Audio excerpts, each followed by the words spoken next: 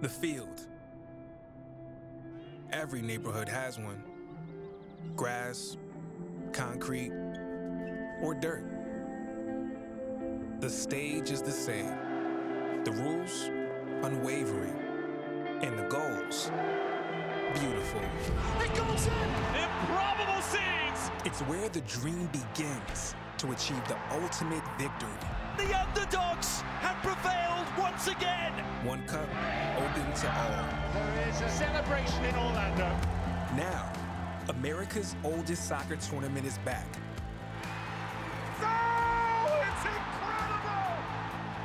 The field doesn't care if you're a pro or trying to be one. It only asks, how bad do you want it? It's unbelievable!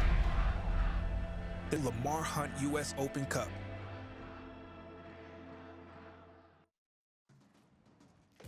Five tickets to the round of 16 have already been punched in the 2023 Lamar Hunt U.S. Open Cup, and a sixth will be snatched by either Monterey Bay FC of USL Championship or LAFC of MLS. From Cardinale Stadium in Seaside, California, alongside MLS veteran Ricky Lopez-Espin, I'm Joe Malfa. Happy to have you with us tonight on the Golazo Network. Remind you of the upcoming dates for the upcoming rounds ahead here in the U.S. Open Cup that these teams are fighting for. 2 weeks away from that round of 16, and it's a big stretch of schedule congestion for LAFC, which makes this lineup interesting tonight. But on the Monterey Bay FC side, you have Christian Valesky atop the line. He was voted the player of the third round for what he did in their victory over San Jose Earthquakes. And when you get an opportunity against an MLS side, you have to grab it with both hands. And Valesky did just that, the ability to get on the end of things and very clinical in around the 18-yard box. You talk to Frank Yallop and he says, look, he is our focal point. He is our target man. He's going to be the one leading the line. Look for him to be on the end, stretching the LAFC back line and asking a lot of questions of the opposition. Valesky needs to be very active for Monterey Bay. This is not the LAFC you're accustomed to. It's more akin to LAFC 2 of MLS Next Pro, where Nathan Ordaz leads the way. He's the fourth player they ever signed to a homegrown deal. Huge opportunity for him and 8 other teenagers in the lineup tonight. And I think you said the word opportunity to come into this hostile environment against USL Championship opposition. Get on the ball, be confident, get in rhythm, move on from left to right. He's going to be the player that stays high and wide and asking a lot of questions, testing the shape of Monterey Bay. We'll take a look now at the starting lineups for both of these teams. For Monterey Bay, it's representative of their typical USL Championship side. And you look at the right side, a lot of names you may not recognize as LAFC fans. It's a lot of the youngsters getting their chance tonight amid all the schedule congestion right now for LAFC. And I think it comes down to the first of 5, 10, 15 minutes here for Steve Tarungelo and his young boys. How quickly can they get on the ball and get comfortable, get in the rhythm, take the sting out of this hostile environment. And then when you get in the attacking third, express yourself. You're here for a reason, and grab this opportunity with both hands and walk yourself into the next round of U.S. Open Cup. Well, it's LAFC from right to left in this shade of green. And from left to right in the black, it's Monterey Bay. They sold over 6,500 tickets. A sellout tonight at Cardinale Stadium. The logos would suggest it's David versus Goliath. It's anything but. Monterey Bay FC looking for a second straight cup set here in the 2023 Lamar Hunt U.S. Open Cup, and we are underway.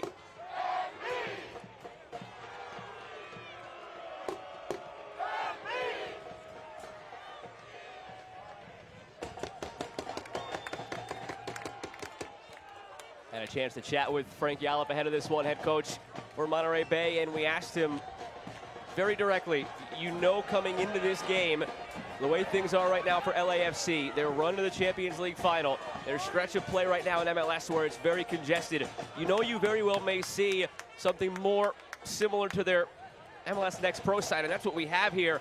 How do you mentally cope with that? You look at the draw when it happened a couple of weeks ago, you're saying, all right, we're underdogs coming into this game just like we were against San Jose. But as constituted, Ricky, Monterey Bay should win this game. Yeah, it's very interesting in terms of mentality, because when the draw comes out, you see LAFC said, okay, we're the automatic underdog. We're not going to have a lot of the ball. We're going to see what LAFC is all about. But as things change, you understand, okay, look, we're inexperienced young boys that are probably going to be extremely motivated in the first 10, 15 minutes that are going to get at you. But for Monterey Bay, get on the front foot, shift the back line for LAFC, and then when those gaps open up, you have to penetrate quick, make a statement here in the first 20, 25 minutes. LAFC had a bye until this round. Their participation in Champions League And for all the other MLS teams who had to buy into this round because of Champions League, it did what it was supposed to do. They were out of Champions League and into Open Cup. Not the case for LAFC because they are about 3 weeks away from the first leg of that Champions League final on the road against Club Leon of Liga MX before the return leg at home on Sunday, June 4th. The reigning MLS Cup champions, the reigning MLS Supporter Shield winners, perhaps adding another trophy to the cabinet with Champions League on the horizon. But a very different look tonight in Open Cup. And mind you, Frank Yallop said even if it is more of the reserves, more of the kids for LAFC, they're still on an MLS roster for a reason. And point well taken. A handful of these guys signed to homegrown deals, have that taste of the first team, but they can't break in because it's arguably the greatest MLS team ever constituted. As the flag goes up here, ball was out for a throw-in. You can imagine with all the talent they have, some of these players, again, put them anywhere else in MLS, maybe they are playing. But for this team, Jim Curtin called it before the semifinal between Philadelphia and LAFC in Champions League. He said that is the best team ever put together in MLS. So it's a chance now to shine for some of these kids who otherwise might not have had the opportunity. Get out to Yekison Suba, 19-year-old who came over from Real Monarchs, second team of Real Salt Lake. In front here, a chance, and it's out for a goal kick. That was Ordaz, who we highlighted top of the broadcast, finding that space and finding that chance. And it's really good passage of play here from LAFC as they start on this left-hand side, quickly rotate. The overlap from Romero, Suba, the balance, the patience. Give credit to this backline from Monterey Bay. How they shift over, they negate the first goal for LAFC. First bit of action for Monterey Bay in this tournament was a victory over Central Valley Fuego of USL League One. It was 1-1 at the end of regular time. They won it then 3-1 in extra time. And a 1-0 victory against the Earthquakes. Offside flag comes up here on Chris Jaime. On the goal we showed you before from Christian Valesky. This crowd has embraced this team. This stadium is beautiful. This town is picturesque. And Frank Yallop says it's slowly becoming a destination in USL Championships. Said it was difficult last year recruiting players. They didn't necessarily have the housing set up for the players. They didn't necessarily have the stadium totally built. It's why they began the first 2 months of the season basically on the road last year and put themselves in quite the hole. They ultimately dug out of it and made a playoff push. Now this year it's a different story as the flag comes up again on Ordaz. This year recruiting was easier. Yallop's got a great pedigree as an MLS Cup winning coach with San Jose Earthquakes, which made last round a bit bittersweet for him against a team he still loves and still checks the box scores for. So things are rapidly being built up here for Monterey Bay. And when you have a coach like you mentioned, Joe, Frank Yallop, experience that he's had, USL Championship, MLS level, it's a coach that you want to play for as a player. Knows how to win, knows how to change games, and really motivate you and develop you as a player. So Monterey Bay are doing things right. You just see the hostile environment that's created here. There will be some familiarity between the two teams as presently constituted tonight. You look up and down, this LAFC roster is littered with players who played last year or the past couple of years with Las Vegas Lights when that partnership was there between LAFC and Las Vegas Lights of USL Championship. And when last year being Monterey Bay's inaugural season, anybody on this LAFC team who was with Lights would have faced Monterey Bay a couple of times. So as far as the personnel goes, familiarity, teams have never met though as far as the clubs. Good tackle to win it here. Start the attack for Monterey Bay. Enriquez in front and grabbed by Jakupovic. How clean can you be on the ball for LAFC? The attacking power for Monterey Bay turned their defense into offense extremely quick. As Valesky peels out to the left-hand side, someone needs to be making that near post run. It's a brilliant idea. That near post run does two things. It pulls out a center back. You get on the end of it, it's an easy tap in. Give credit to Jakupovic. Extremely well in his positioning.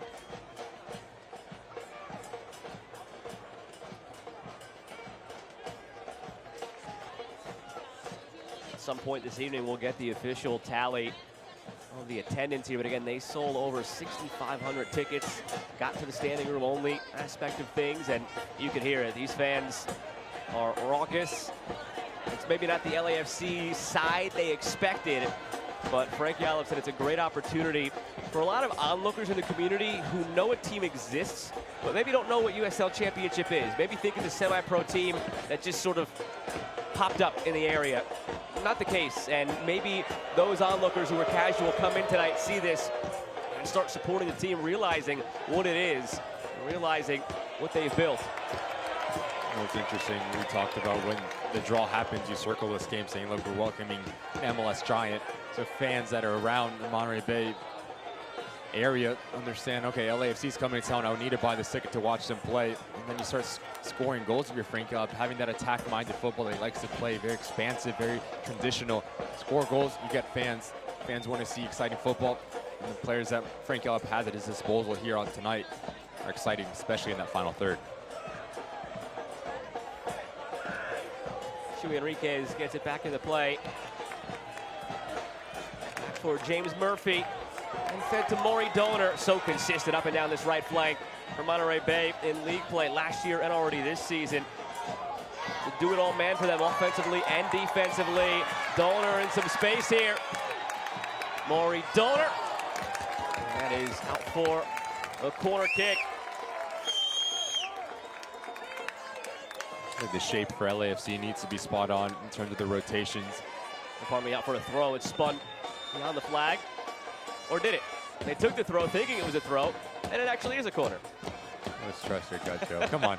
I gotta trust my gut, but when I see a guy going to take a throw in, gotta call what I see.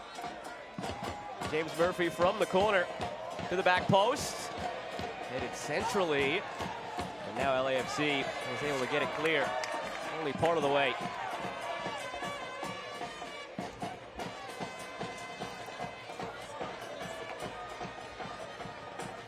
Monterey Bay ousted in the second round last year. Did not win a game, did not advance. This year, those 2 wins against the USL League One side and San Jose Earthquakes.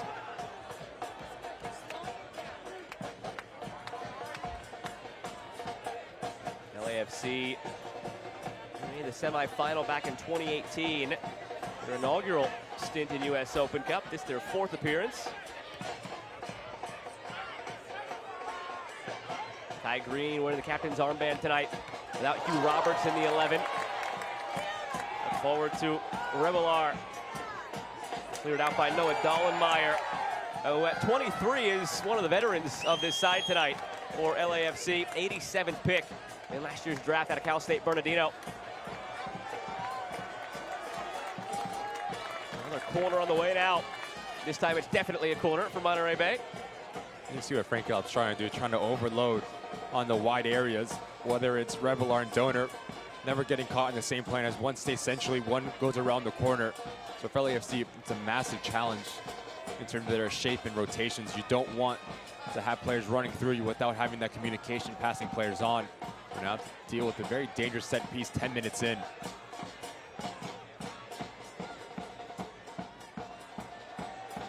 Murphy near post. Out to Murphy. Cut underneath by Donor. Out to Walmer Martinez. Kept it on the ground. Back out to him. Martinez into a bit of traffic. Possession lost, but regathered by Murphy.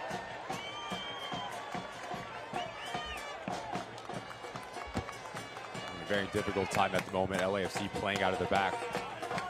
The way that Frank Yallop wants to play progressive football, turning their defense, their offense into defense, especially trying to pick off LAFC in their attacking third. If you're a player in the center of the park, Crisóstomo, Dueñas, Jaime, you get on the ball, you need to make sure you connect your passes, really take out the sting of this attacking phase for Monterey Bay at the moment.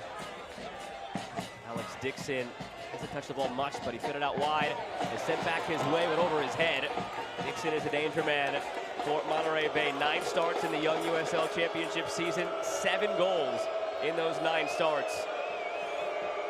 One of the more unheralded stars of the league. So consistent throughout his career. You look at some of the all-time leaderboards. Dixon 12th in appearances, 8th in minutes, 12th in assists.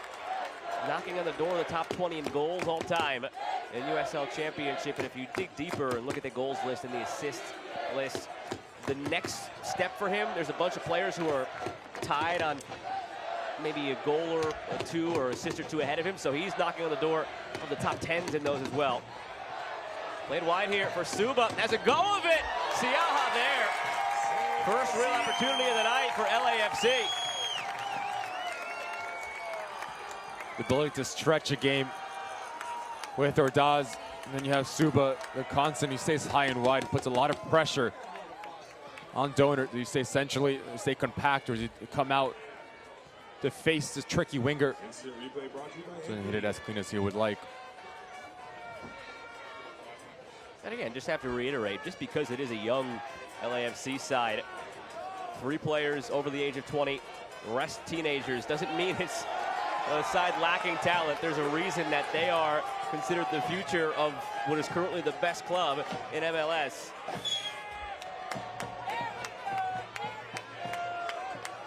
The only real anomaly tonight is the goalkeeper.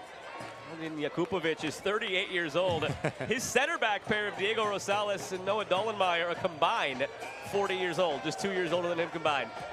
You can't out him out like that. Come on, Joe. Hey, he's had a terrific career.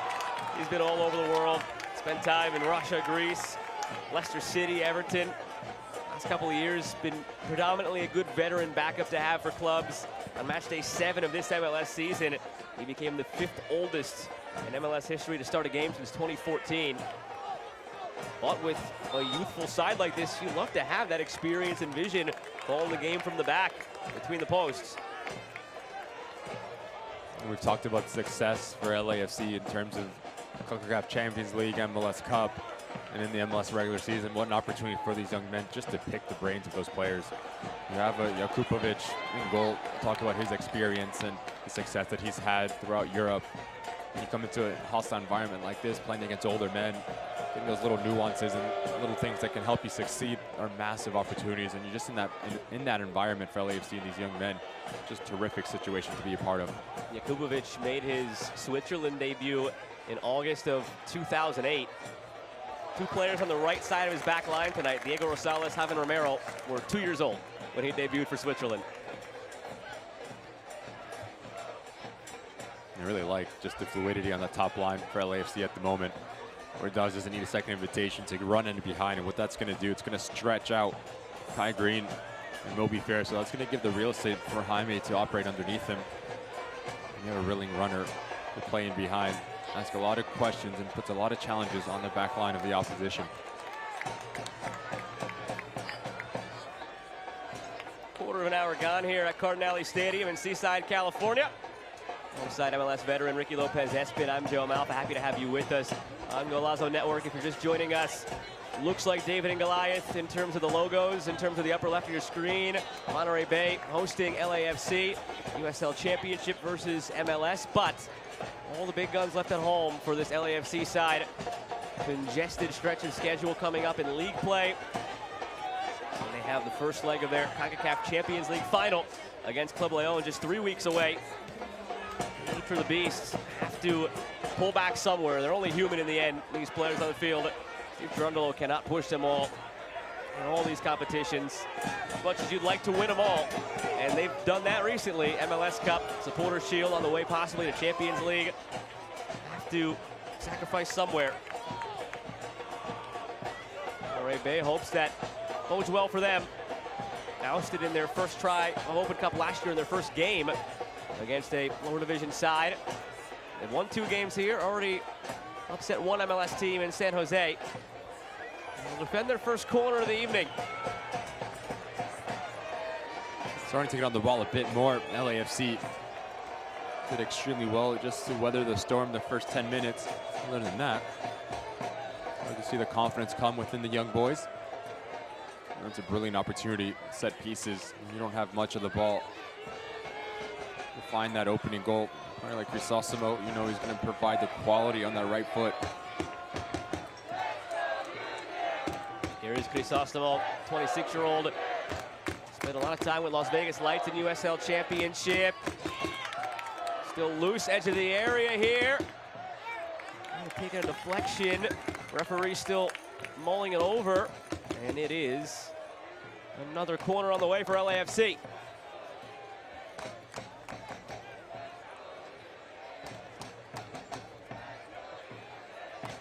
Crisostomo, another crack at it.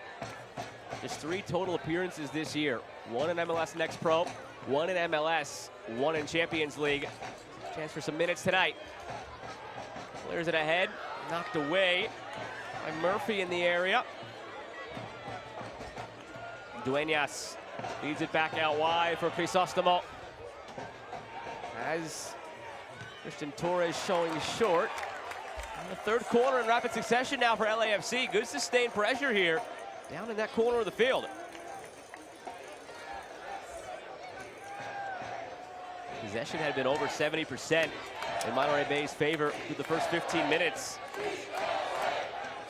Beat LA chants ringing up from the crowd, but their Monterey Bay side right now on its heels. Another corner dangerously in front of the near post. The Crispin Kelp dispatch it and send it out long for Revelar. Really well done there from Duenas. Revelar very pacey, very explosive. Tons of real estate to operate in if he gets by him. Condition positioning for Duenas. Top class. Lori Donor blows by Yekison Suba and draws the foul. Donor last year had a team-high 5 assists, 30 chances created, and he also led the team in fouls drawn with 56. Yeah, just an experienced move. Suba, the extension of the arm, grabs him. Donor makes the most of it, wins a very dangerous set piece. When you have Murphy over the ball, aiming for right between that 6-yard box and penalty mark to ask questions of Jakupovic. Setting sun leaves an orange and pink glow on the supporters behind Jakupovic.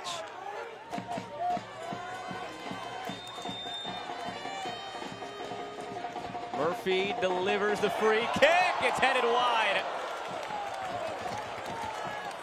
A couple of players shook free, unmarked.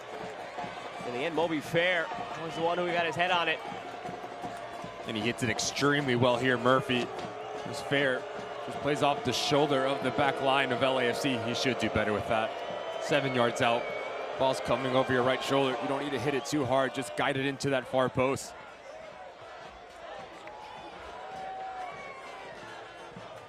Moby Fair, a former teammate of some of his opposing players tonight.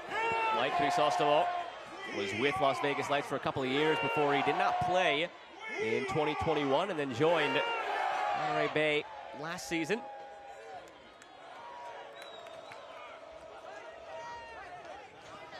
Jeremy Rodriguez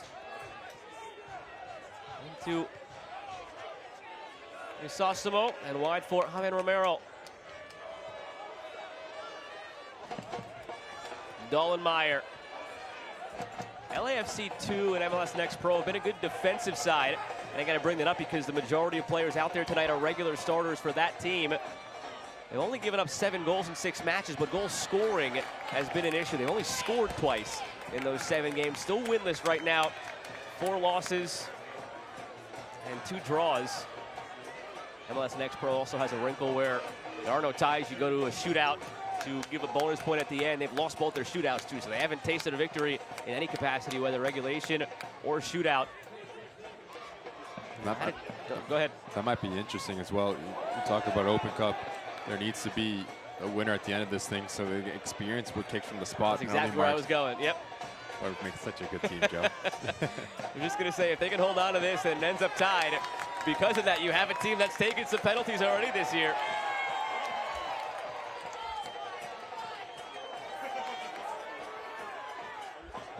Really got into rhythm at the moment, Monterey Bay.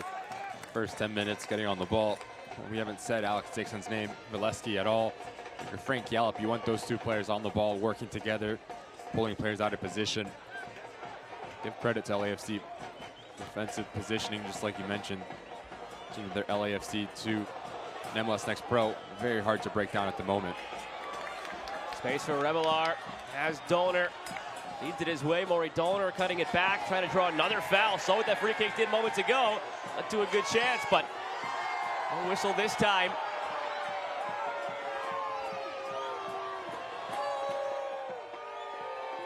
Christian Campo, our referee. This is play on after all that, despite the boos from the crowd. And it's out for a Monterey Bay throw.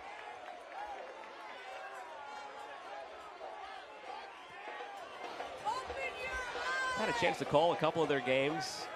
LAFC too, and they're a team coached by Enrique Duran, who used to coach Las Vegas Lights in USL Championship. Matched wits with Frank Yallop in their head-to-heads last season. A team that likes to put the ball on the deck.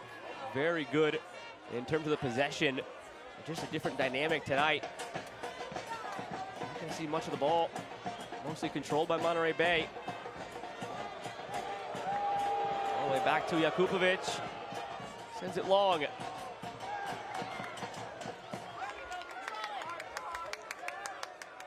And it's very difficult to break down. LAFC setting up in a 4-5-1 defensively. 4-4-1-1, whatever you want to call it, with Jaime as a number 10 underneath. Ordaz. Chuy Enriquez, incisive motion here, end line, squares it back.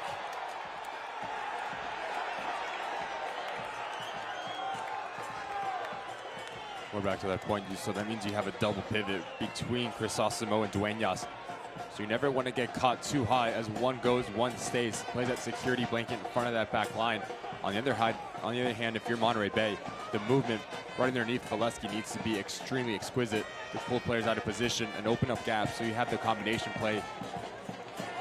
Ahead to Valesky, too strong. I haven't called his name yet. Christian Valesky has 4 goals, 3 assists already in 9 appearances this USL Championship season.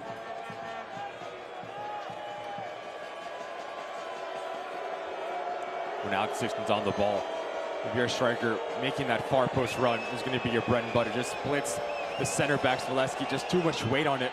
But you just see those two players on the same page, understanding, always looking for each other. With Frank Yallop, you're going to see you want to see more of that here tonight. Asked Frank Yallop if he felt that the addition of Alex Dixon has helped unlock Christian Valesky a bit. He wasn't too much in agreement with that statement. He felt that last year. Valesky had a couple of good partnerships up top, namely with Chase Boone, Sam Gleedle for this Monterey Bay side. Look out, chance of transition here for LAFC. Flag stays down. They scored the opener on the road. Goal, LAFC. Christian Torres in the 25th minute. The kids are all right, and LAFC's on top.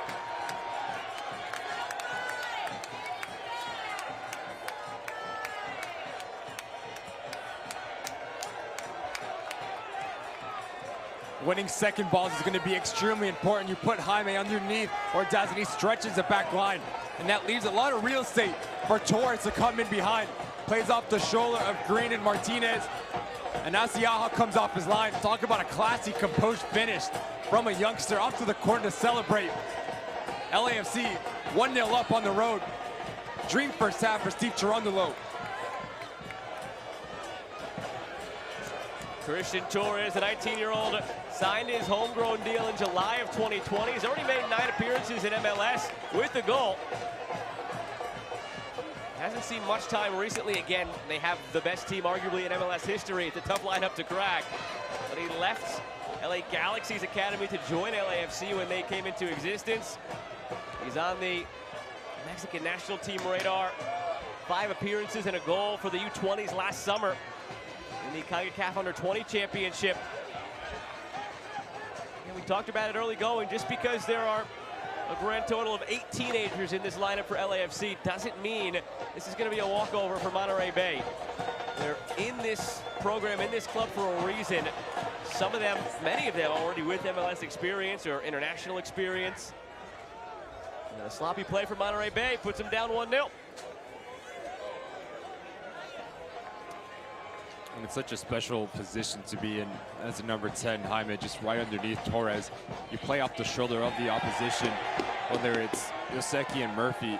those gaps between that back line and midfield line to pick up that ball, to have the vision and the timing for Torres to stay onside. Ordaz pulls out Kai Green. The rotation from Martinez is a bit slow. Torres, talking about playing well beyond your years. Siaha comes up, not fazed by it. Really well worked there from LAFC to find the opener within the 27th minute.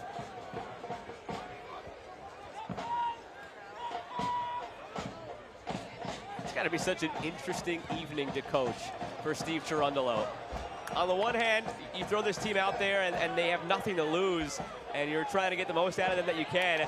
On the other hand, you got to be sitting there like, man, this is what I got next to the pipeline after what I currently have as the best team in the league. And maybe you start thinking about, hey, as the season goes along and the match congestion is there, maybe one night you got to give Carlos Vela the night off. Chris Jaime step in, and maybe Christian Torres steps in for Denis Bouanga on a night. These are the things you start thinking about. If these guys start impressing you, it's a terrific opportunity for these kids tonight. That's the beauty of the Open Cup. It gives organizations opportunity, whether you're Monterey Bay, LAFC, but also gives players to say, look, when the 18 comes out for game days, whether it's in USL Championship, whether it's in MLS, whether it's in USL League One, whatever league that you're in, to say, to look to your coach after the games that I deserve to be on the roster and pushing for a starting spot. These young men, I think that's the message that Steve Cherundolo tells you boys in the locker room, saying, look, you have nothing to lose. Go out, enjoy it, enjoy this experience. You're playing for the first team of, like you say, Joe, the best team in MLS. What else can you ask for? You're playing against probably guys that are more experienced and older. Take it to them. Go have fun. And so far, so good for LAFC 30 minutes in. Two other games going on right now. We already saw last year's champions bounce earlier tonight. Orlando City lost 1-0 on the road against Charlotte FC. We might also see last year's runners-up bounce. Sacramento Republic made that darling run for USL Championship and lost to Orlando. They're down 2-0 right now at home to Colorado in the first half. Here's Maury Donor, fed in front here, and cleared out for another corner. And he's been so good on this right-hand side, Donor. The ability to do the attacking side of the ball. When you have an outside back that gives you the quality, it's such a different dynamic and so difficult to defend. As Rodriguez gets pinched in, it gives so much real estate for Donor to whip in a very dangerous ball. On Six and Valesky playing off of one of each other. Murphy's corner. Boot it away. Just to finish up the other game going on right now. It's in stoppage time of extra time. In the second half of extra time, Minnesota was up 3-2 on Philadelphia. Philadelphia just scored in the 120th minute to tie it at 3. That's after they scored 90+4 in regulation to tie it at 2. So it's basically the reverse of what LAFC did to Philadelphia in the MLS Cup final last year. And now it goes to penalties again. See if penalties in that one go better for Philadelphia than they did in the Cup final against your reigning champions, who you're currently watching, LAFC.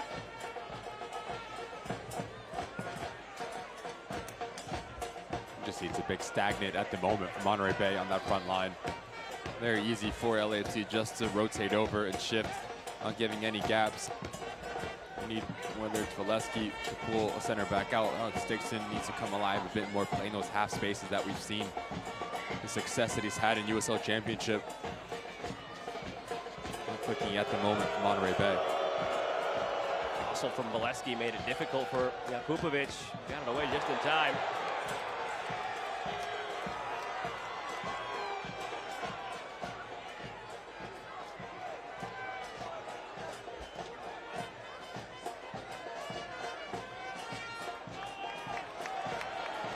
Rebelar.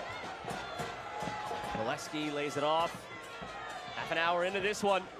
1-0 lead for LAFC on the goal by Christian Torres in the 25th minute. Maury Donor brings another corner. Starting to pile up now for Monterey Bay. Can they make something of it? It's their 5th corner of the match now.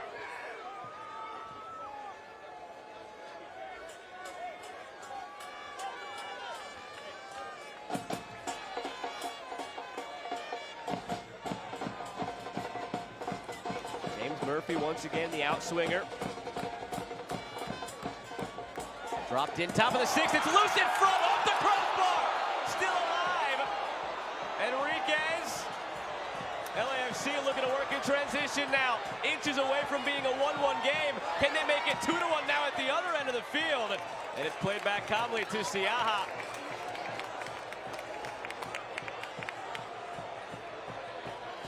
I'm surprised that didn't go through the crossbar. Blasted off the bar from in tight. Moby Fair, second time he's had an opportunity on a corner. And it's the second time he squandered one. Earlier had a header free from 7 yards out, put it wide. This one we'll show you when we get a moment. I mean, he was 4 yards away, and he rockets it off the crossbar as if he was 40 yards away. And it's been nervy moments for LAFC defensively from set pieces. But as this ball pinballs around, Moby Fair, you don't need to hit it too hard. Just pick a corner, calmly slot it in. Tries to go. Offside flag came up there on LAFC. Going back to that Moby Fair opportunity. He tries to hit it with his legs and tries to rip off the net. And 5 yards out, pick a corner, calmly slot it in, and it's 1-1. Like you said, Joe, 2 opportunities for a veteran player who's had experience. How clinical can you be in around your 18-yard box offensively, but also defensively on both of these sides? In a cup setting, you win, you advance, you lose, you go home. Those little inches make a massive difference at the end of this thing. He's not necessarily a goal scorer by any means, but to your point, a veteran who you'd expect to finish those over the last 4 years for him, between his time with Las Vegas Lights and now with Monterey Bay. In 4 years, he's appeared in over 70 matches, has just 1 goal. Deep-lying midfielder who sets the tempo. To the end line, sent in front here. Comes out to Donor. Laid off for Murphy. Couldn't get it to the feet of Dixon. For a Monterey Bay throw. Interestingly enough, Moby Fair has some experience scoring in tournaments in his past, but not necessarily this tournament. Actually, perhaps a bigger stage. It was the U17 World Cup in 2011. Started 4 games for the U.S. All 4 of them scored 2 goals on a team that had the likes of Paul Arriola. Kellen Acosta was coached by Wilmer Cabrera, now of RGV and USL Championship. Moby Fair has some tournament goals in his back pocket. It was 12 years ago in the U17 World Cup.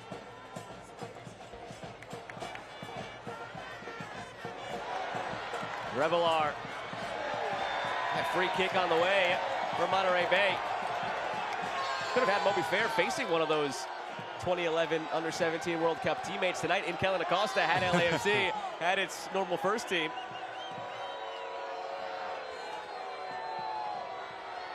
And once again, a set piece here for Monterey Bay as Revelar gets taken down.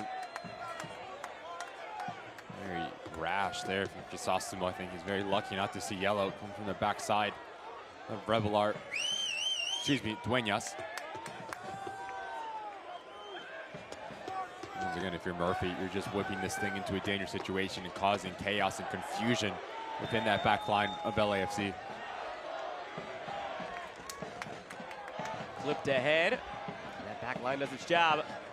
Murphy gets to it. Enriquez didn't necessarily need to slide, almost lost it because of it. Chuy Enriquez joined this season for Monterey Bay, coming over from Oakland Roots in USL Championship, but only 3 appearances so far. Alex Dixon, they got in quickly on Jakupovic, but he makes the stop. No big rebound in the end. But as Donor continues his run, it opens up this gap for Alex Dixon. Doesn't need a second invitation to pull the trigger. He understands that no one's going to step out. Let me just have a crack at this thing. Awkwardly hits off the deck. Jakupovic does extremely well. Cannot have any spillage. We'd love to see that from Alex Dixon, just taking the initiative and testing the goalkeeper, who's honestly been widely untested 36 minutes in.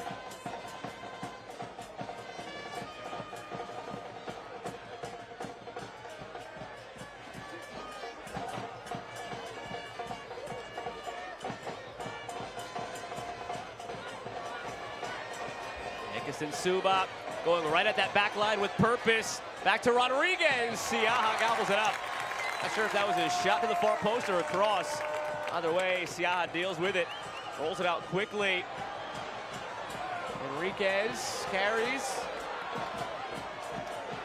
Valesky. Not on the same page as Enriquez. Pass went right. Enriquez also went right, but they were facing opposite directions, so right was left and left was right.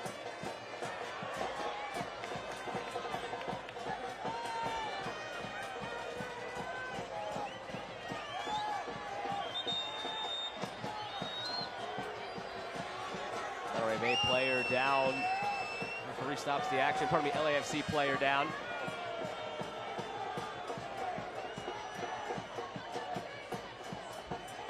Suba holding his ankle.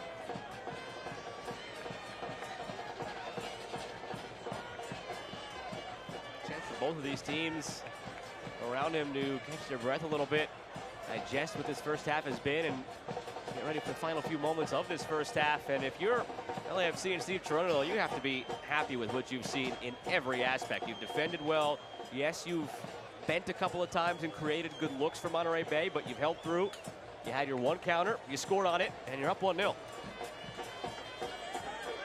And defensively, the opportunities that have come to Monterey Bay have just been sloppy set-piece defending. It's not even been broken down in terms of their passing range. Very good defensively sound in terms of their shape, not opening up gaps.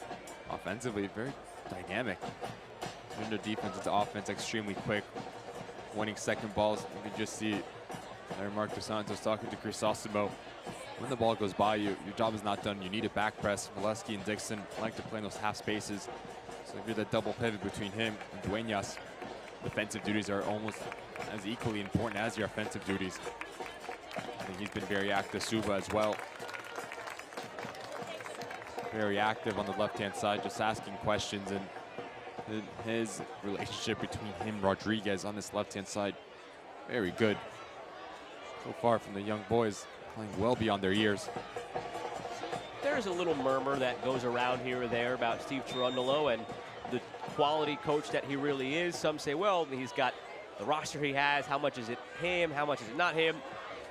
First of all, you don't get to where they've been and what they've done without that kind of coaching. And second of all, I point to the first 40 minutes of tonight where he's got 8 teenagers going against a proper veteran professional team, and look at the score. Just having players obviously buy into the system as well to manage not only soccer players but also personalities to get their best out of them, put them in the right position. A lot of managers out there that when you have Carlos Vena, Danny Buanga, Kellen Acosta, all those different personalities, but to put them in the right situations for them to succeed, having the right identity and game model, just top class for Steve Cherundolo, what he's done with this opportunity to manage LAFC. There were a couple of pieces they added between the end of the Bob Bradley tenure and the start of the Steve Cherundolo tenure. And that certainly helped, but the foundation of the roster was the same. And look at what Steve Cherundolo was able to do to reinvigorate it. As you mentioned, his style, his identity, his man management. MLS Cup champion, Supporters Shield. And now on the brink of lifting a 3rd consecutive trophy, possibly, that being CONCACAF Champions League. Coming up in a couple of weeks, May 31st, the first leg on the road against Club Leon. A few days later, Sunday, June 4th with the home leg. Seattle Sounders won it last year. First time in the modern era that an MLS team lifted that trophy. LAFC looking to make it back-to-back for the league.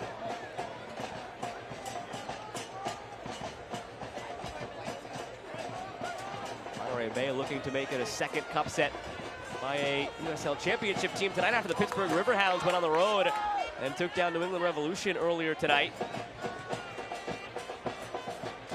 In the meantime, Sacramento, I mentioned earlier, were down 2-0 at home against Colorado Rapids. They've since pulled one back, so nearing halftime there. They're within striking distance, down 2-1 at home at Heart Health Park. Minnesota, Philadelphia on the penalties, and that penalty shootout is still ongoing. Currently heading to the bottom of the 6th frame of penalties. Philadelphia must score to keep it alive. Otherwise, Minnesota will go through.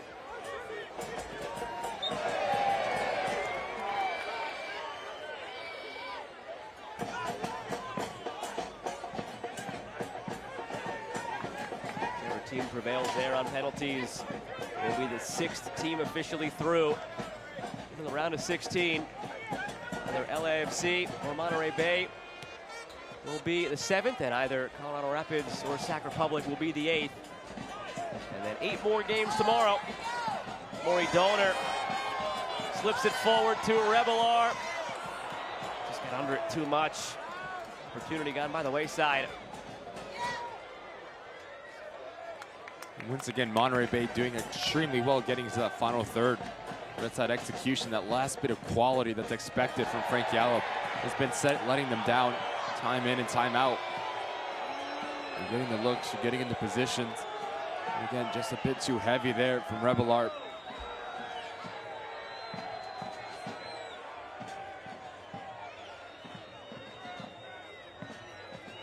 See a lot of players in long sleeve, crowd in jackets. It's low 50s and windy in the seaside of the Bay Area. Anthony Siaha was ready for that long ball. He really came out of nowhere to be the goalkeeper of this Monterey Bay side. The 25-year-old from Tucson, Arizona, was playing for San Diego 1904 in Nisa a couple of years ago. Went from there to a season of indoor with the San Diego Sockers. Was picked up by the San Diego Loyal. Spent 2021 with them in the early portion of 2022. Joined Monterey Bay last year, middle of the year, debuted July 9th. Clean sheets in his first 5 games and 6 of the first 7. And he has just run with the starting job ever since.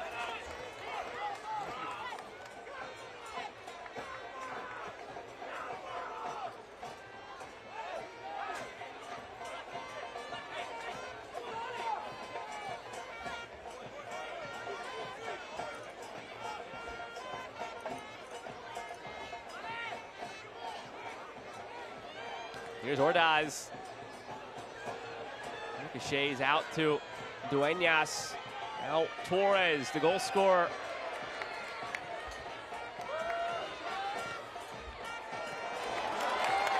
Space to work with here for Alex Dixon. Lofts it over the top. And it's kept in.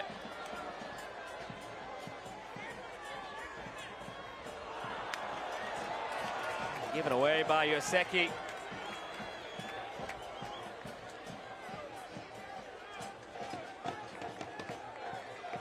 Penalties continue, by the way, between Minnesota and Philadelphia. They've gone goal for goal. Bottom of the 8th frame now, and Philadelphia must again score to keep it alive.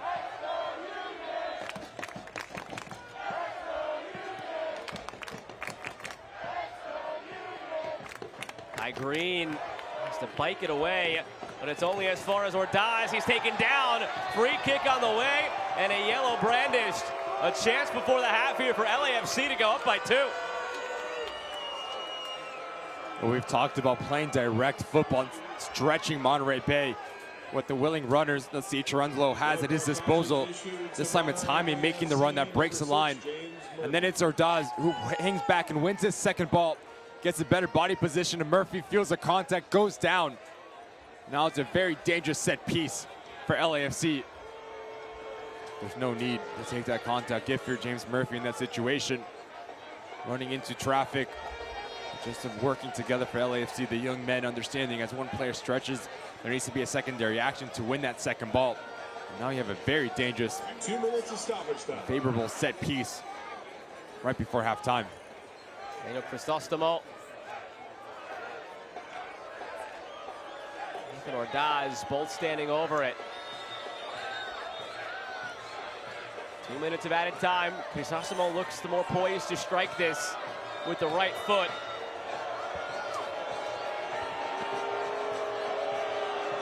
It is Crisostomo off the wall, out for a corner.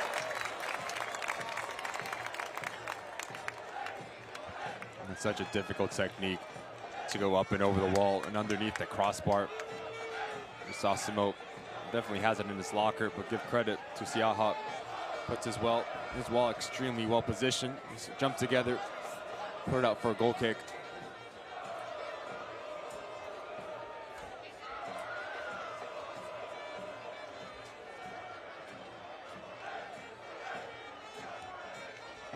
To the back post, Siaha punches it away. Final minute of play here. in this first half. Controlled largely by Monterey Bay, 71% of the possession. They have 4 shots, 1 on target. That's the problem. And one of those also hit the crossbar from 4 yards out. LAFC had 1 great chance on a counter, took it clinically, and they'll have 1 more free kick here, perhaps to end the half. Assistant referee signaled for it. Head referee came in. He seemed uncertain, but looks to have gone with the call in the end. Christian Campos settling things down now on the back end. Just fearless. This LAFC side taking on 2, 3, 4 Monterey Bay players, drawing the foul. I'd be extremely pleased if you're Steve Cherundolo. 47 minutes in, how clinical and how mature your young men have been. We have another dangerous set piece. We saw some of the quality that we've seen throughout this first half to whip in a dangerous ball. It would be fantastic to grab a second right before halftime.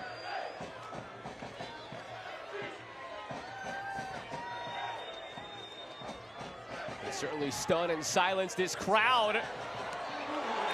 Acrobatic clearance made. There's the halftime whistle. Monterey Bay goes in down a goal with a lot to think about here. Yeah, you have a lot of the ball, but what do you do with that ball? Need to be clinical in that final third, having so much success getting there, but it's been that last action that's been lacking for Frank Gallup and the boys. But for Steve Cherundolo, defense first, stay compact, keep everything in front of you. You don't want Monterey Bay to play through you. Let them play around you. You can catch him on the transition moments and counterattacking with the willing runners you have. Steve Cherundolo needs to be extremely pleased and probably the happier of the 2 managers going into halftime.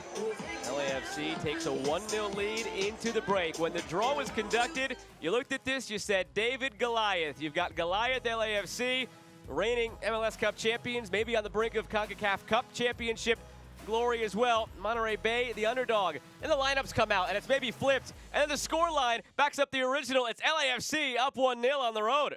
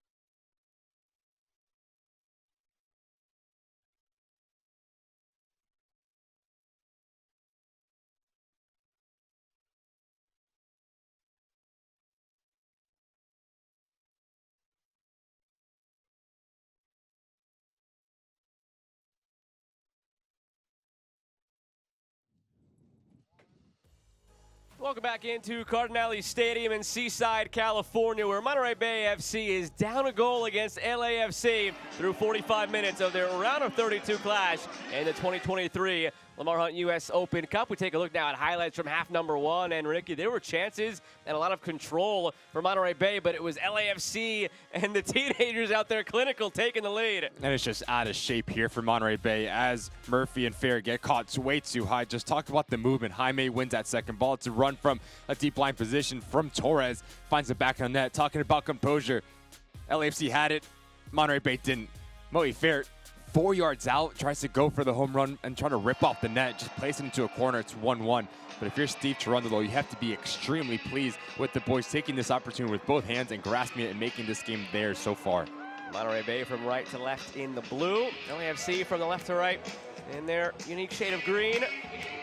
Sellout crowd of over 6,000 at Cardinale Stadium. Will they see another cup set after Monterey Bay beat San Jose last round? Or will they see their team ousted by MLS Giants LAFC? We're underway in half number two. Alongside MLS veteran Ricky Lopez-Espin, I'm Joe Malfa. Happy to have you along this evening on the Golazo Network.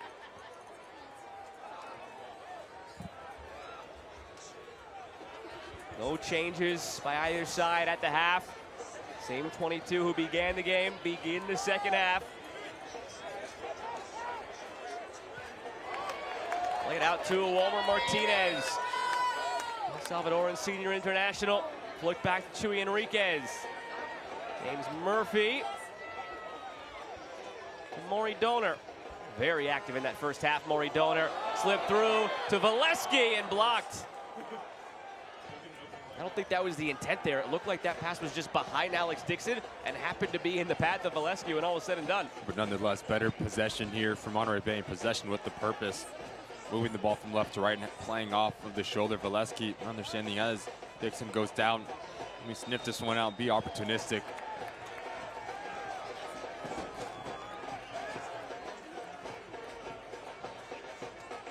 Only chance on a set piece on the home side to go and get that goal back. While we were at halftime, Philadelphia ended up succumbing on penalties to Minnesota. 6 tickets through to the round of 16 tonight have been punched. 2 more to go, and then 8 more tomorrow.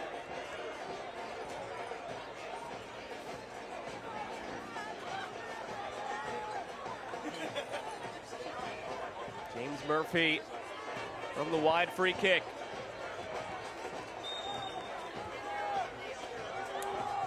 Murphy, good ball. Dixon, the header saved by Jakupovic.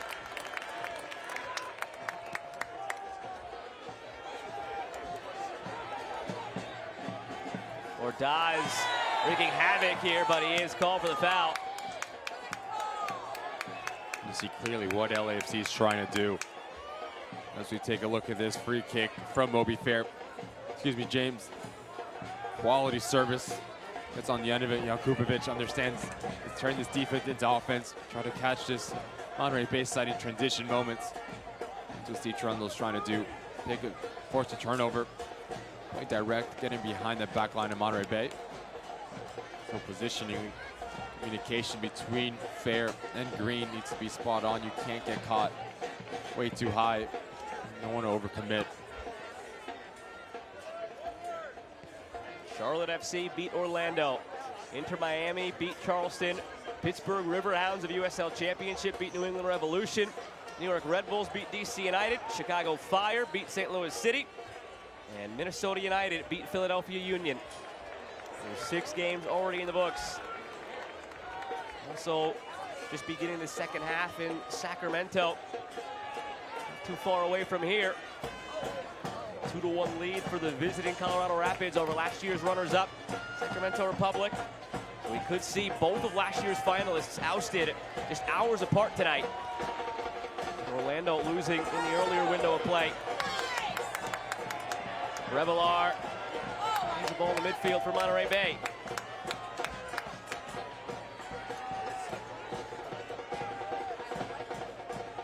Fans dive deeper into the thrills and drama of the Lamar Hunt U.S. Open Cup. Join the conversation on Twitter and Instagram at Open Cup or on Facebook at Official Open Cup.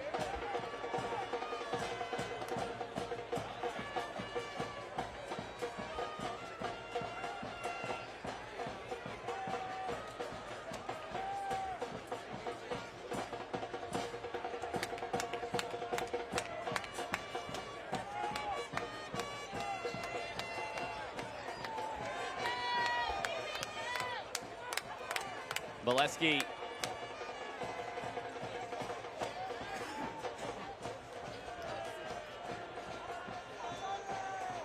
Rebelar, Donor.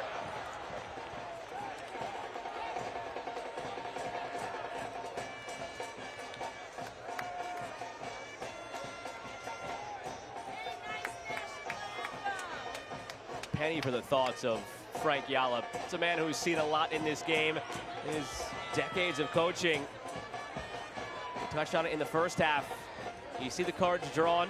You see LAFC, you imagine coming in as massive underdogs. Then he got the roster card for tonight, and everything flips where you're basically playing a largely third division side. This is mostly LAFC's MLS Next Pro side, which is in the third tier of the pyramid of soccer in this country. So you go from being major underdogs mentally to technically being the favorite because you're Division II side in USL Championship, and now you're down a goal 50 minutes in. Just the mental gymnastics that have been going on over the last 24 hours for Frank Yallop.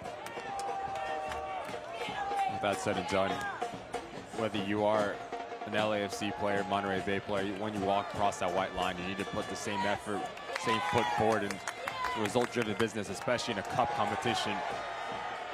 Survive and advance, that's the name of the game here for both of these sides. So whoever's against on the other side of the ball, always have to put 100% and take this as an opportunity. We talked about opportunity for these young men to get the gain, the respect and the understanding for Steve Trundle and his staff to say, look, I'm worth the investment. I have the ability to sign on that dotted line for a first-team contract, even though we are the best team in MLS. And for Monterey Bay, who knows what happens if you show well against an LAFC side. How many times have we seen the Open Cup a player do extremely well against a higher opposition, and then the next year they're on the roster, whether it's through open tryout, and say, hey, this guy did well against us, let's bring him in, take a look at it. So there's so much to play for, and that's the beauty of the Open Cup, so many different avenues in terms of success. LAFC have such a great setup as well between the veterans they do have within this first team, who were able to be a guiding light for the younger players. I had a chat a couple of weeks ago with second-team coach Enrique Duran ahead of one of those MLS Next Pro matches, and he pointed to an example from early in the season where LAFC 2 in MLS Next Pro lost a game 1-0, and the goal they conceded, look out here, it slipped through for Ordaz, cutting it back, chance here off his teammate Torres, and almost on the backside, Suba with it, but it's blocked out for a goal kick. Going back to that chat with Enrique Duran, you've got a situation where he mentioned they lost that game 1-0 on a mistake at the back, which almost befell Monterey Bay right here. Ordaz ends up with a friendly fire, and it's cleared out in the end by Monterey Bay. But they have that 1-0 loss. It's a mistake for the center backs. Guess what happens the next day? They go to the training ground.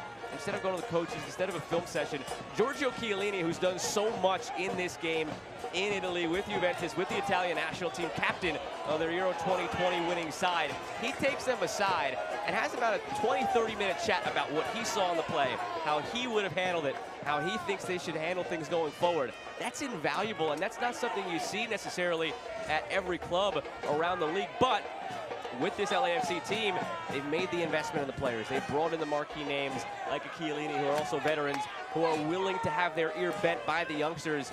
And now in a game like this, you look at a 17-year-old center back in Diego Rosales, and maybe a conversation like that with Giorgio Chiellini has helped him on a night like this going up against a more veteran side. And Steve Cherundolo and that whole organization have just done so much good since entering the league a few years ago.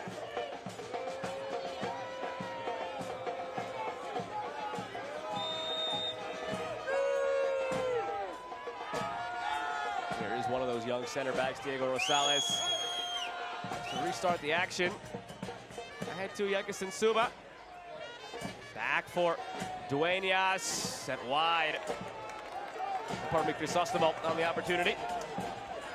You see the center players of the field for LAFC are so good at sniffing out secondary opportunities. Well, the ball comes into Suba, Torres, or Daz. Whether it's Crisostomo, Dueñas, and Jaime making that secondary action to win that ball in an advanced position. That's why they're getting those looks and turning Monterey Bay over, making that back line face and going towards their own goal. Just see how dynamic and how opportunistic the young boys are. It's just brilliant to see for LAFC. Rosales, a nice touch.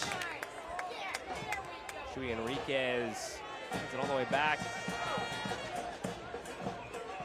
Moby Fair had two terrific opportunities in that first half for Monterey Bay. Didn't put away either. A header from about 7 yards out that he steered wide.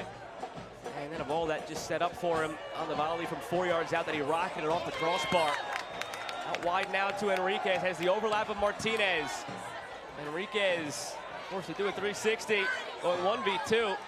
Finally uses the support of Martinez. Over Martinez slipped through for Christian Valesky. Back to Martinez. This is promising, and it's out for a corner. And you can see Valesky just barking at Chuy Enriquez. Needs to be quicker. As Alex Sesson plays off the shoulder of Crisosimo, the outlet to go out the other way. When you get that real estate to operate in, you need to do it. You need to do it extremely quick.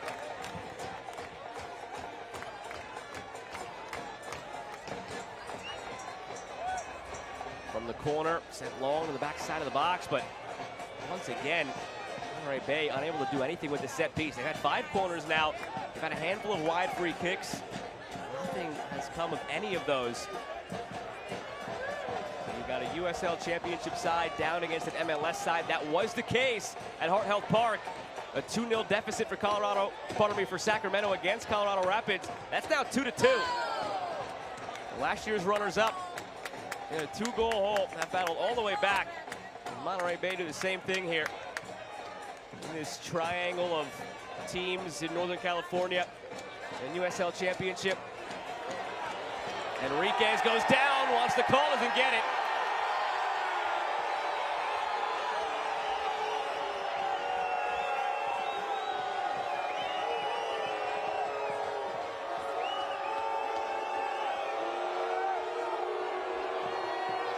Crowd voices its displeasure.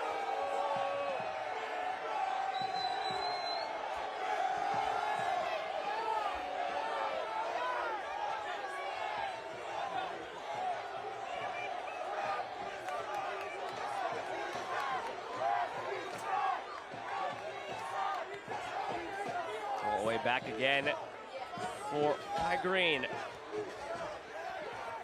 Martinez overlap, turns the corner. Walmer Martinez has options in the middle.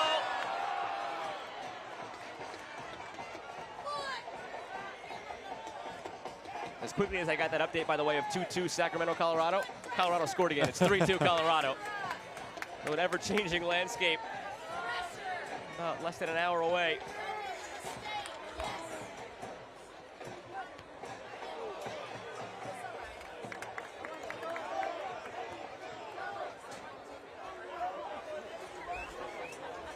Chuy Enriquez thought he was going to have a penalty for Monterey Bay. He didn't get the call. Maybe the frustrations of the Monterey Bay players after that non-call are an indicator of a larger frustration brewing, having not scored yet here against LAFC. Grasping for maybe the lifeline of a penalty. Just blasted through by Donner. Take a look at this. Enriquez shout for a PK. Really good movement off the back end as he gets a better body position there from Romero. He just goes down far too easy. Center back knows exactly what he's doing. Doesn't make any sort of contact. Good no call from the referee. Once again, Monterey Bay having the freedom to get into that final third, but what they do in and around that 18-yard box is going to be extremely frustrating at the moment for Frankie Allen's boys.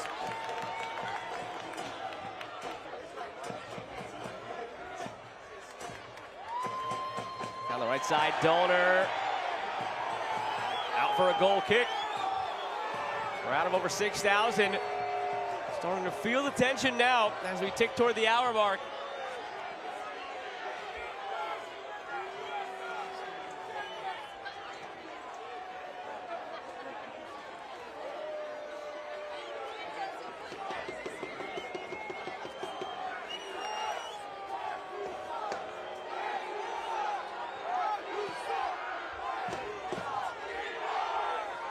Bounces all the way through, almost for Ordaz.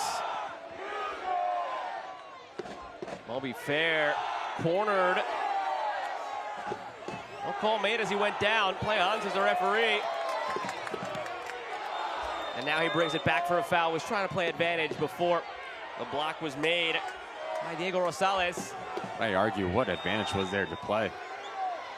Ball comes in to James Murphy. Still has traffic on his backside. Valesky, ricochet goes in his favor, not the second one. As we approach the hour mark now, in terms of emotions, it's going to be very interesting for Monterey Bay. There's still 30 minutes plus left in this game. You don't need to hit that home run ball, make that magical moment at this second. Play what the game gives you, play simple, move the ball extremely quick, and be extremely clean and decisive in your passing and your decision making. And for LAFC, stay compact. Let this Monterey Bay team have the ball, stay in your mid to low block, let them go around you, never through you, and then you can catch them on the break. But the willing runner's been extremely impressed with how opportunistic Ordaz is in sniffing out opportunities. When you have Jaime underneath him, it's been very mature for this LAFC side in the way that they've approached this game and executed the game plan. Beyond the hour mark now at Cardinale Stadium in Seaside, California. With Ricky Lopez-Espin, I'm Joe Malfa. Happy to have had you along all evening long on the Golazo Network. Great ball slipped through for Walmer Martinez. Bottom of your screen, you see some changes being prepared for Monterey Bay. Chase Boone up and ready. Dangerous attacking piece for Monterey Bay. They can bring on now in search of this equalizing goal. Alex Dixon. Roy Donor tried to wait on it. It's last off of Monterey Bay Revelar.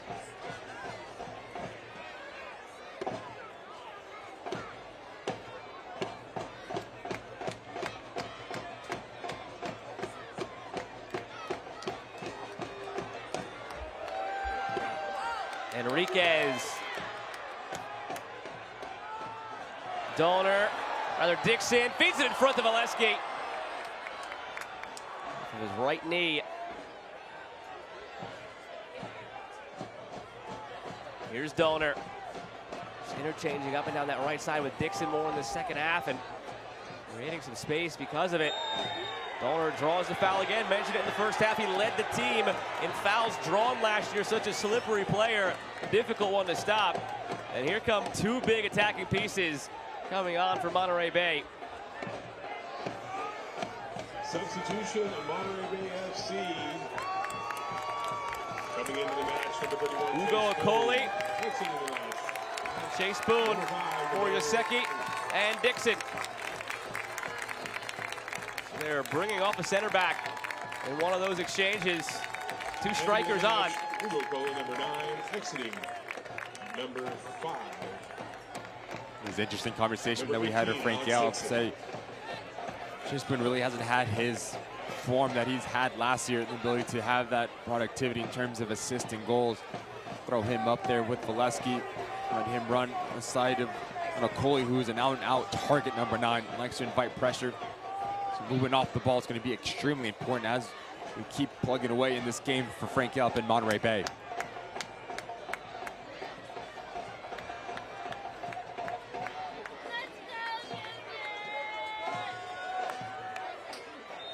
James Murphy once again standing over the set piece. Plays quick and short. Donor just beyond Boone. His first touches of the match here. Boone angling to serve it in. It's loose in the box here. Martinez. Never a chance in the end.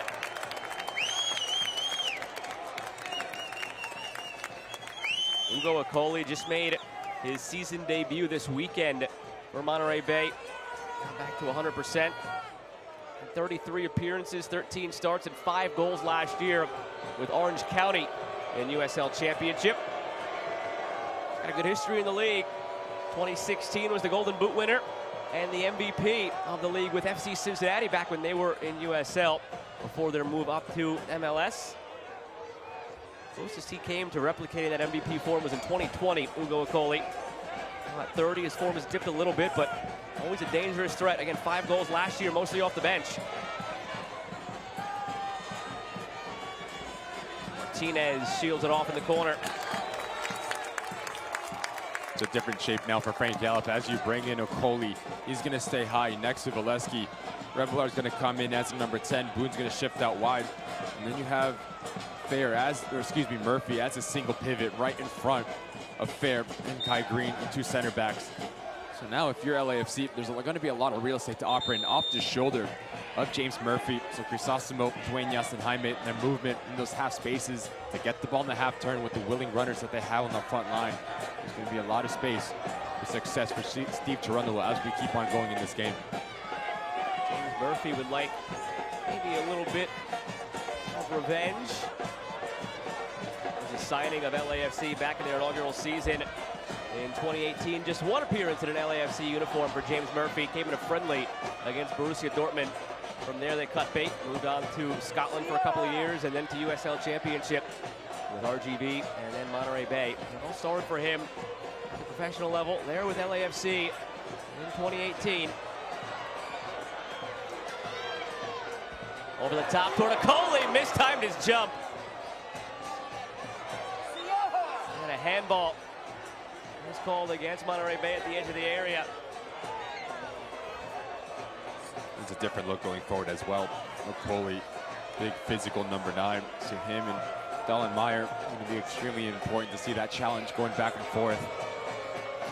LAFC's back line needs to be very good in terms of covering for each other. As one rises, the other 3 need to pivot and combine and be compact.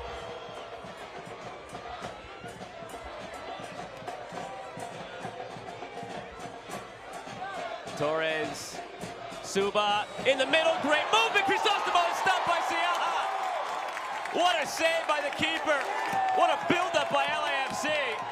Still 1-0, but nearly 2. Still alive now in the attack, but finally cleared by Monterey Bay. Where did that build-up come from? Inch perfect every step of the way until the shot.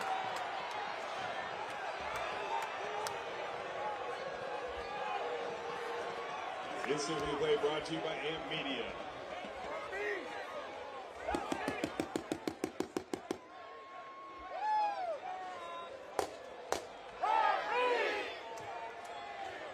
Could that be a warning shot to Monterey Bay that just because they're pressing for a goal doesn't mean they're impervious to conceding another? As little as LAFC has had the ball in the second half. Perfectly executed counter. Big stop by Siaha.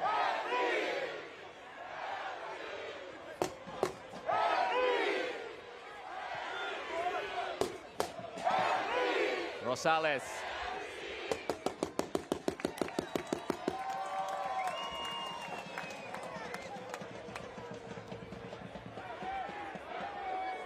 All the way through for Rosales. Patient, waiting for Martinez to come in, and he draws the corner out of it. And it's combination play through and through from LAFC. Look at the quick movement. Crisostomo, 3rd man running as Suba pulls out to the left-hand side. Crisostomo comes right down the center. Rotation is slow between Roby Fair and Kai Green, but give credit to Siaha. Comes off extremely quick off his line with a kick save to deny LAFC the 2nd goal on the night. Big-time save from Monterey Bay's keeper. Even better on second look. When Crisostomo started his shot, Siaha's right leg was planted, taking a step, and before he kicked it out, it didn't seem like there was any chance he'd get it up in time. Crisostomo through for Torres, tonight's lone goal scorer so far. Torres eyeing another one perhaps to the back post, headed across the frame, but into the hands of Siaha. Monterey Bay looking to counter. That's not something we've said tonight. They've mostly been in control of the ball building up. But here's a counter. Donor in front. It's blocked. Crowd growing a bit restless. Just over 20 minutes to go.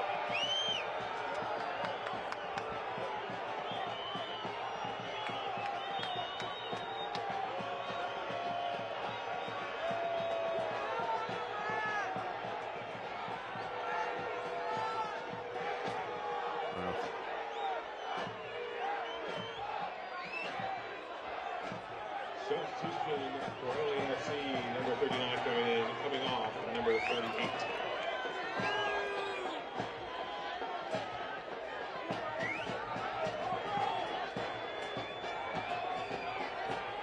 Najee Malay coming in for LAFC.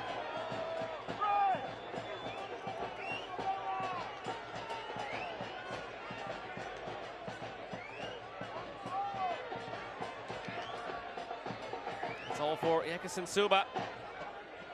I thought he was terrific. 70 minutes, just busy, asking questions of Monterey Bay. His movement, causing all sorts of nightmares for the back line. Looking to stretch the game, but also come to feet. We see his technique and the quick passing that led to the Crisosimo opportunity. Male, can he make his impact felt and get to speed? Always difficult for a substitution. Martinez curls it in toward Akoli, steered away.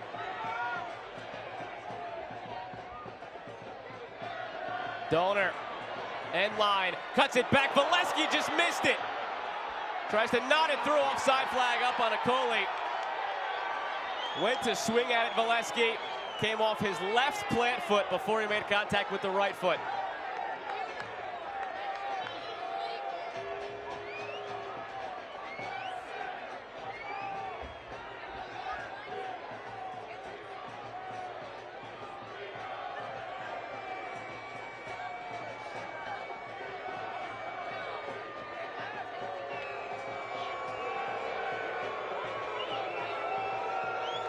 And it's a brilliant opportunity here for Valesky. Just look at the secondary movement.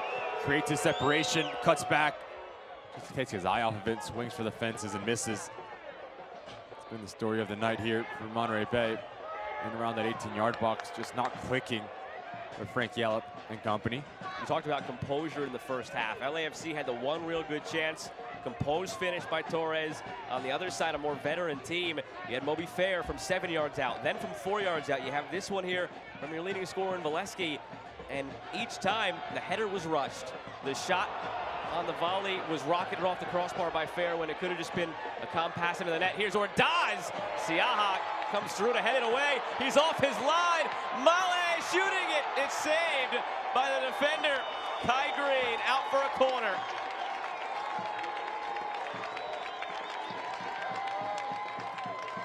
Late offside call instead against LAFC.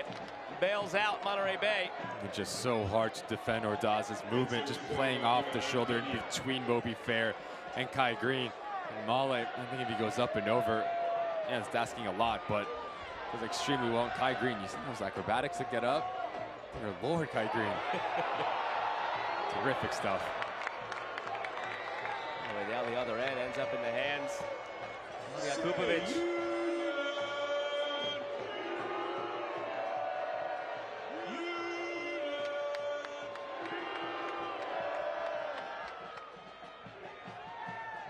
Goalkeeper to goalkeeper now a couple of times.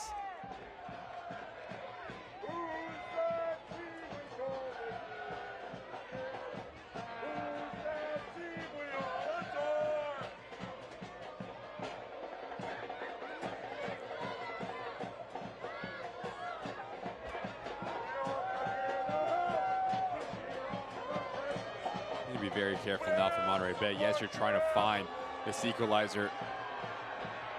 Maybe here, Maury Donor squares it back behind Akoli. Nobody making that trailing run. And the one that came was too late from from Chuy Enriquez. That ball's just begging for someone to get on the end of it. The cutback balls are so difficult to defend if you're a back line. There needs to be a secondary movement, as Akoli does extremely well to pull out an LAFC defender. Valesky needs to be the one that's pulling back right on that top, that 6-yard box. Going back to my point, Joe, if you're Monterey Bay, you need to be extremely careful. There's 17 minutes plus left in this game. Yes, you want to find that equalizer, but you can't leave yourself over vulnerable, overextended in the back end. We'll see how explosive our LAFC is to play direct and get in behind. So you have to have that balance now in game management for the players on the field for the home side.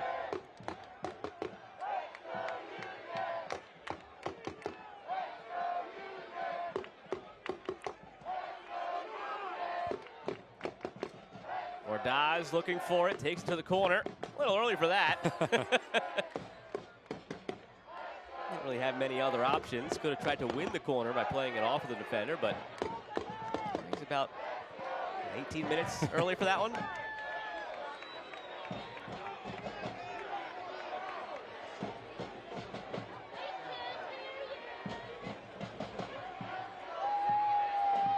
Valesky. This is going to be the interesting time of this game now. Talked about composure in the finishing. LAFC had it. Monterey Bay didn't.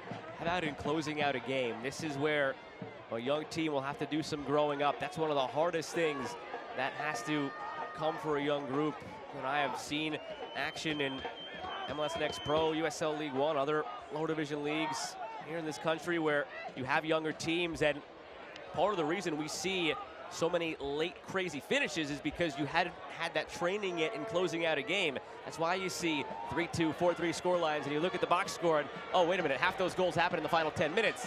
So here against Monterey Bay, can this young LAFC side grow up? Again, you've got a 38-year-old goalkeeper, a 26-year-old midfielder, a 23-year-old center back, and then everybody else has yet to reach their 20th birthday in this lineup for LAFC. And it's just a fantastic opportunity once again, because as you go higher in the game of football, the game becomes more between your ears and less of what's on the field. Watch out here. Valesky touches it to the end line past Dullenmeyer. Never got there. Out for a goal kick.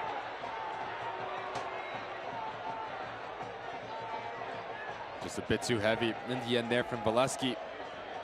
Player that's become a bit more active as the second half has gone on.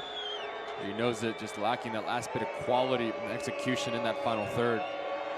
Going back to in terms of discipline for this young side. As you start to get into more result-driven business and jobs are on the line, the game becomes more of what's between your ears in terms of your decision-making, your positioning, because everyone at this point in the game is going to be heavy. And the first thing that goes when you're tired and you become heavy is your decision-making and your technique. So you need to become focused. Connect your passes, make sure you make your recovery runs in terms of your defensive positionings, your coverage, etc. for LAFC to see this game out.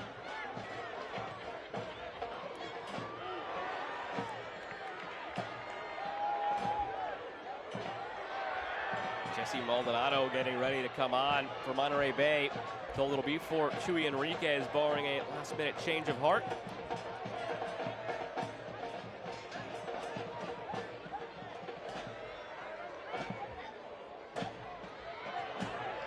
Green ends up with it.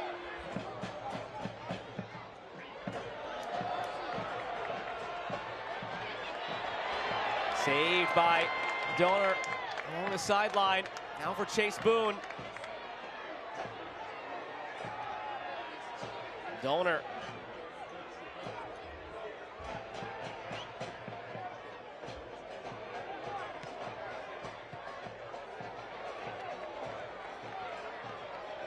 Down by Martinez. End line for Enriquez. Might be his last involvement. Revelar couldn't handle it off the chest.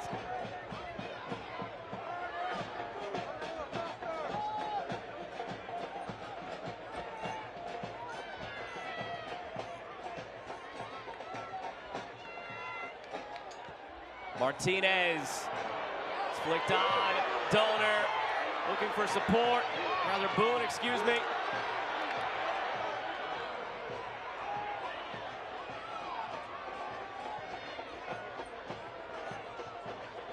Dozen minutes to go. They've had all these opportunities in transition here, Monterey Bay. Entering the match. See if Maldonado can have a positive impact down the left side as Enriquez gives way. Exiting the pitch, number 19, Chuy Enriquez.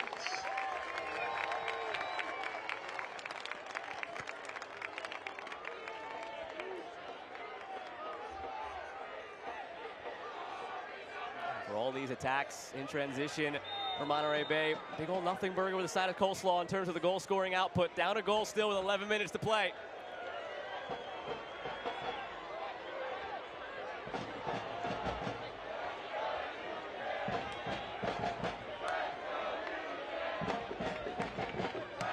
Diego Rosales.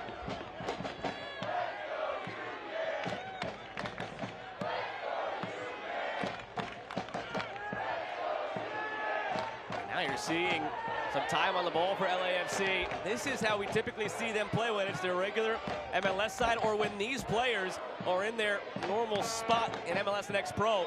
They love the ball, they control it so well.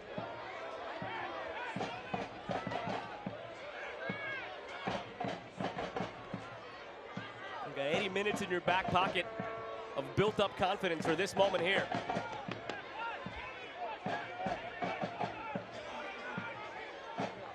Here's Dueñas. On the turn, Jaime. Still Christopher Jaime, loose in front, just wide from Jaime. The bench and smiles jumping up and down for LAFC. The coaching staff, if you could ask them right now, could not be prouder of what they're seeing. And I'd argue it seemed like the fitter team as well. Movement, all of the above, pulling players out of position as he gets a second bite of the apple. Does not miss by much. Jaime's been so impressive. Him, Torres, Ordaz, the willingness to work together and play off of one of each other. That gap doesn't open up if that's not the run for Torres pulling out the center back. Really good understanding on the front line for the youngsters of LAFC. Martinez, good closing speed. Gets it out wide for Maldonado. Has Martinez, keeps it himself. Maldonado, just wide. Jakubovic too nonchalant. And it almost looked like Robert Green at the 2010 World Cup for England. Nearly an equalizer. And it's a brilliant run here from Martinez. That freezes Romero. Does he go with the runners? Does he stay centrally? Maldonado tries to put it into that far post. Dear Lord, just so unlucky. Jakubovic doesn't put it into his own net. And like you said, very casual from the LAFC goalkeeper.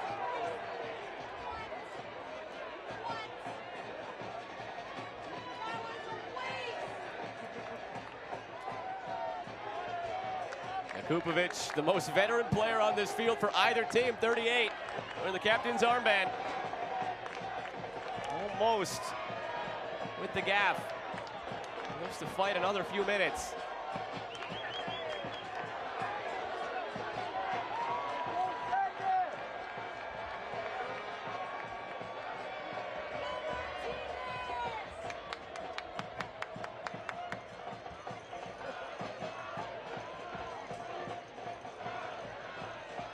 Here's a Coley. Boone. And a free kick coming for Monterey Bay.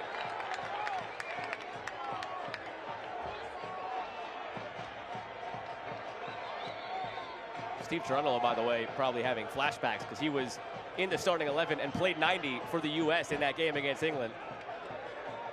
Started that game at right back, played every minute of that World Cup in 2010. Once again, a very dangerous set piece for Monterey Bay. Treat it like a corner kick now for LAFC in terms of your defensive structure and positioning. Watch for Okoli to spin to this back post, starting at the near post. For Frankel, that's the player that you want to get free.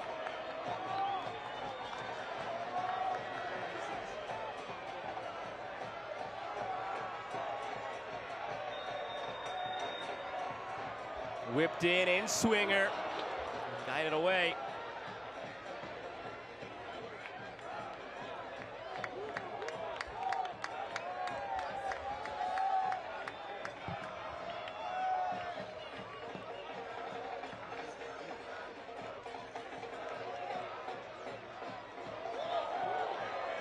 Maldonado almost weaved through all the traffic. Ordaz, you're seeing why they made him their 4th ever homegrown signing last summer. Just took it in his own corner, pressed it all the way up the field, clean as you like.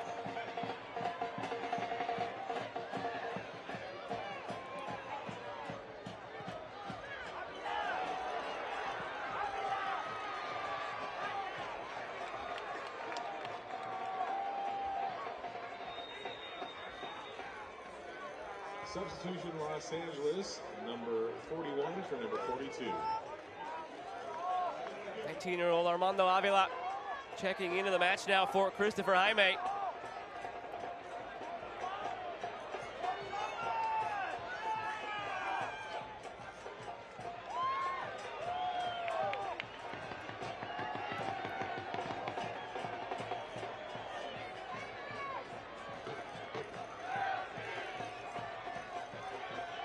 Elsewhere, it looks like Colorado is going to hold on against Sacramento. They're now up 4-2 with 7 minutes plus stoppage time remaining. Sent in from out wide on top of the netting in the end. So just a few hours apart. It looks like we're going to lose last year's title winner and last year's runner-up. Entering the match, number 8, Simon Dawkins. Exiting. It's all for James Murphy. Simon Dawkins takes his place.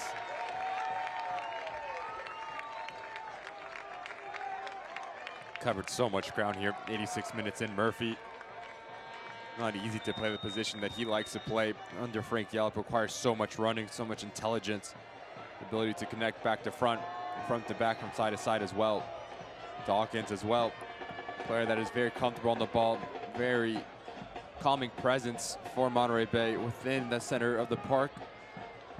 Another good addition for Frank Yallop as the clock is bleeding down.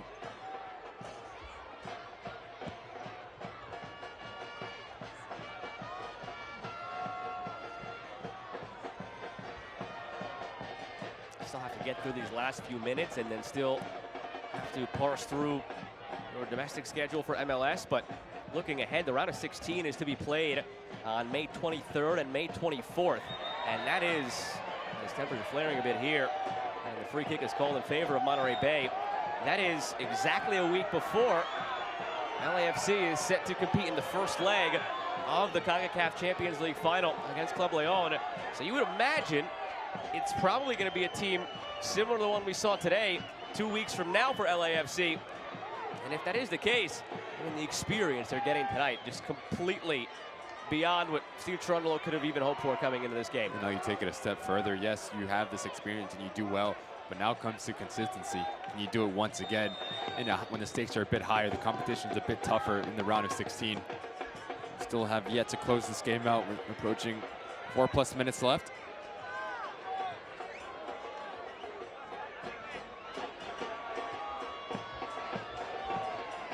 Martinez. Boone touches it along for Maldonado, and now it's Martinez again. Gave it away. Pull it back. And here's Dawkins' first touches to the ball. Boone taken down. Both players jumped for it. Shoulder to shoulder. Looked worse than it probably was. Would have been harsh to give a penalty there. It slipped through here for Boone. Centered, deflected toward Jakupovic by his own defender.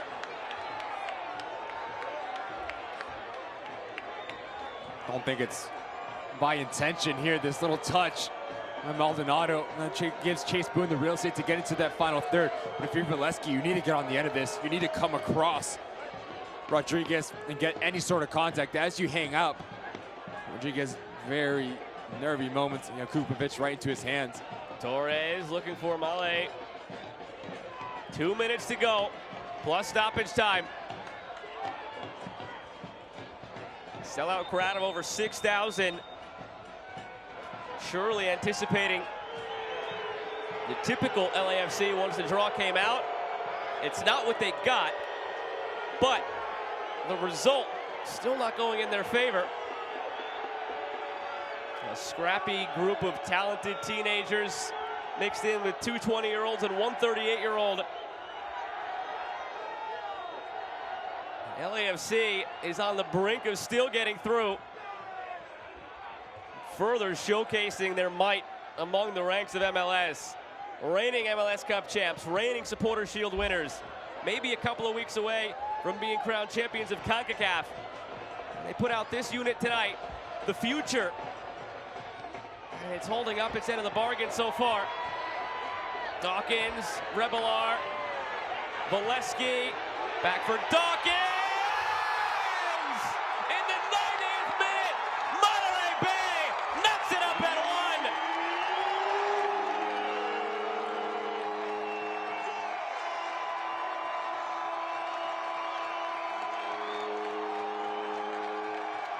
They've been begging for a little bit of magic, a little bit of quality in and around that 18-yard box. A composure combination play. As Valesky gets a second bite of this, just puts it into the path of Dawkins. And check out that first touch. He shifts it from his left foot to his right foot. Closes his hips at the last second. Just slots it calmly into that far corner. Monterey Bay have their goal in the 90th minute. Still far from over, but you never know who the hero could be. Simon Dawkins has been everywhere in the world. San Jose, Aston Villa, Derby County, back to San Jose again, back overseas to Ipswich, now here to Monterey Bay. Mind you, after a 3-year absence, he was retired for 3 years before Frank Yalla pulled him back last year. To the back post, a header saved by Siaha. Just like that, LAFC almost took it back, but the offside flag came up, and we've got 3 minutes left at least, possibly 30 more beyond that.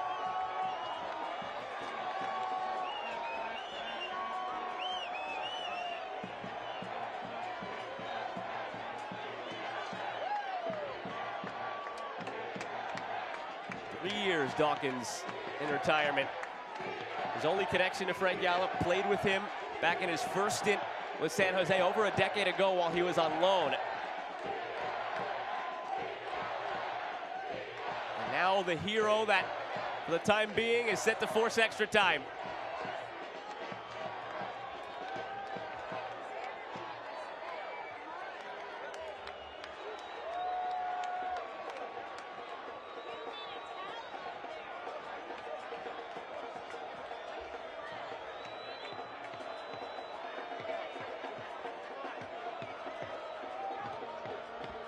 Back to what we were saying, for such a young team, learning to close out a game is the most difficult hurdle to overcome.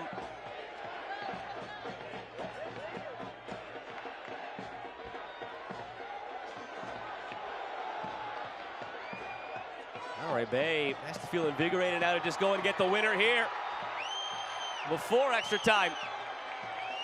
See if they can pull it off. Donner clips it ahead. Okoli tried for it. Martinez clicks it back. Here's Maldonado. Jesse Maldonado puts it wide of the near post. Part of the crowd thought it went in the way the net rippled after it ricocheted off the ad board. They were sadly mistaken and quickly disappointed when they realized it was wrong side of the post. And LAFC having a very difficult time dealing with the second phase of the attack from Monterey Bay. Yes, you do extremely well to initially clear it. We need to put it up in a way you can't put it back into traffic. Maldonado trying to squeak it into that near post and just pulls it a bit too wide. With no goals in the next 30 seconds or so. Play 2 15-minute halves, followed by penalties if necessary. Already seen penalties once tonight. Minnesota got past Philadelphia Union.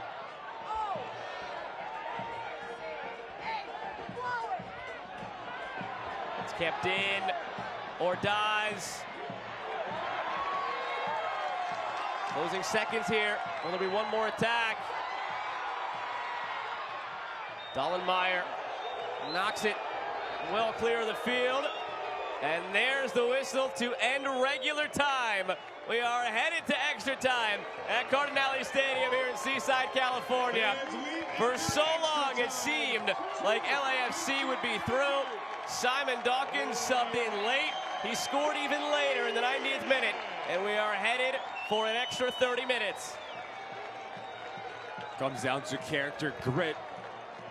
Every player on the field is tired. Everyone has heavy legs. Who's going to look at adversity in the eye and overcome it? Win, advance, lose, go home.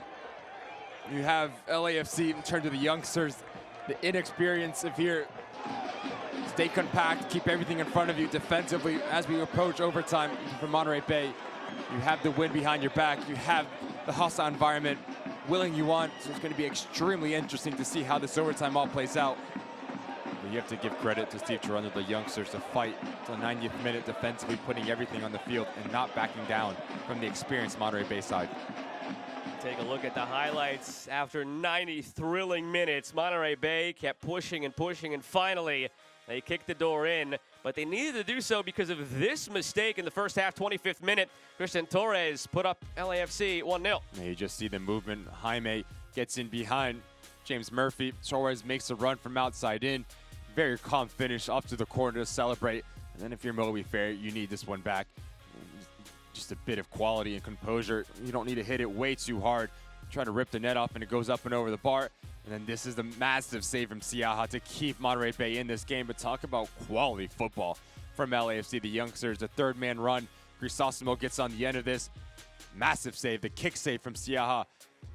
But Monterey Bay kept on plugging away, kept asking questions, kept getting numbers in around that 18-yard box that Frank Gallup was lacking in that first half. Another brilliant opportunity here as Jaime gets in. But as he's falling down, he doesn't get enough contact, and misses probably, what, 2-3 inches to the wide area.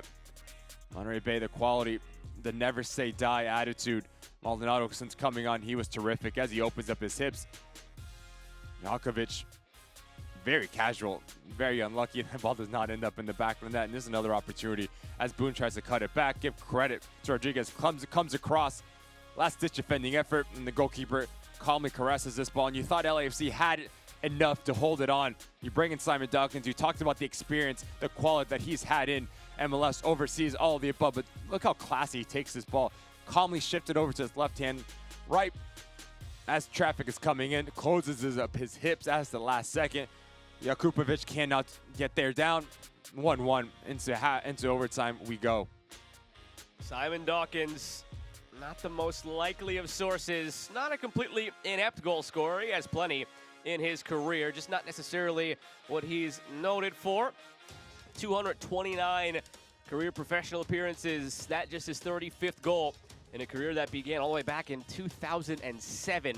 3-year hiatus up until last year, brought into Monterey Bay, and he made it 1-1. Look at the stats here at the end of 90.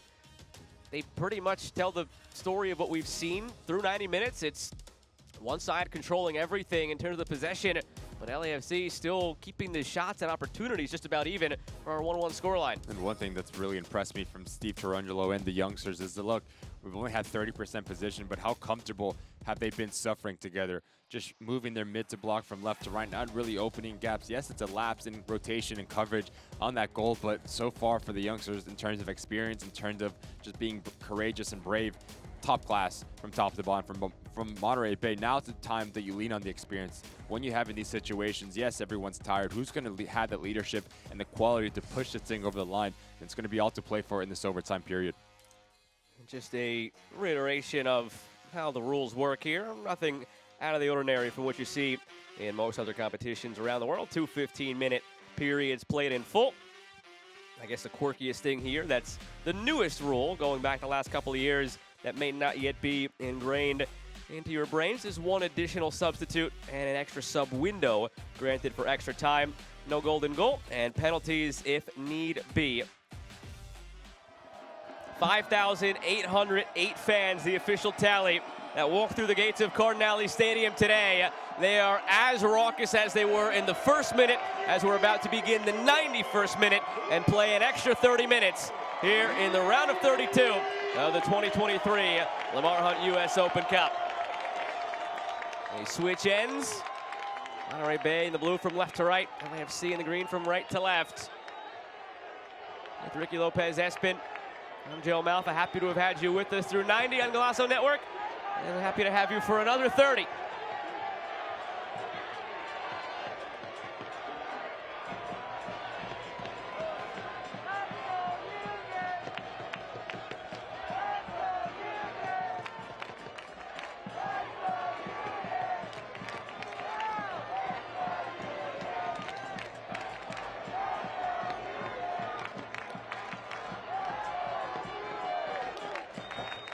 And we're underway in extra time. So remember, an extra sub and an extra window for both of these teams. LAFC used 2 subs in 2 windows. So they will have still remaining 2 windows and 4 subs. And Monterey Bay used 4 subs in each of their windows. So they'll have 2 subs to make in a window. And the time between the extra times does not count as a window in the same way that halftime of regular time does not count as a window. Martinez looking for the early cross for a throw.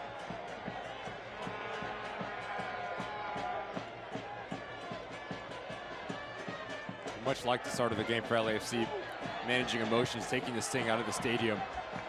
5-10 minutes, you're not going to see much of the ball, but defensive structure, defensive shape needs to be spot on. Win your individual duels, and then as you win, you weather the storm, play yourself into the game. When you get the confidence and rhythm back, be careful with the transition moments if you're Monterey Bay. Udaz has worked tirelessly and just hear runs, asking questions of the back line and center backs in Monterey Bay. You know, he's hungry and motivated to get on the score sheet. Well, we are officially the last show in town tonight.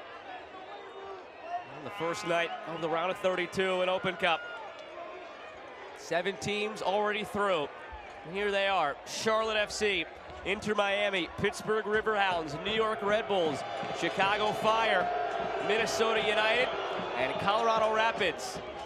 Well, we have another MLS team on the day, or a second USL Championship team. Pittsburgh Riverhounds, the lone team through so far from the second division, where we had 8 teams still remaining, with 16 MLS teams. We know we'll have at least one more go through. Tomorrow, Birmingham Legion takes on Memphis 901. Here's Chase Boone. So you got that all USL Championship matchup there. Monterey Bay have all the momentum now after equalizing in the 90th, and they have a corner.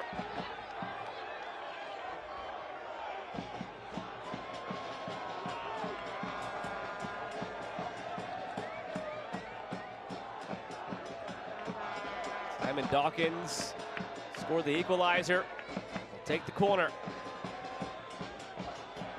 Good ball, headed to the far post, almost scored it through.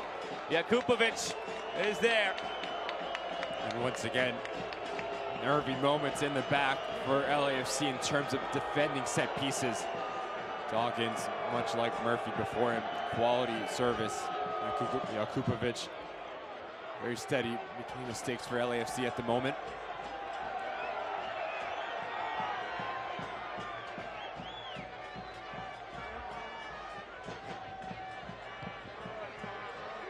Donor.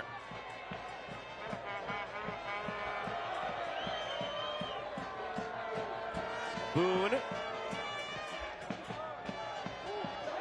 Bit of play here, looking for a Coley, and cleared.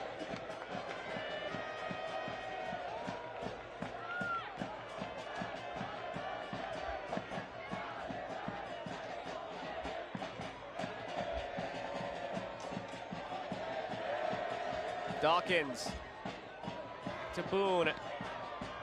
I don't know how much of the ball LAFC is going to see here in extra time. They're going to have to make the most of it if they find a counter. Played through here on the turn. Maldonado! 2 substitutes scoring the 2 goals. Monterey Bay ahead.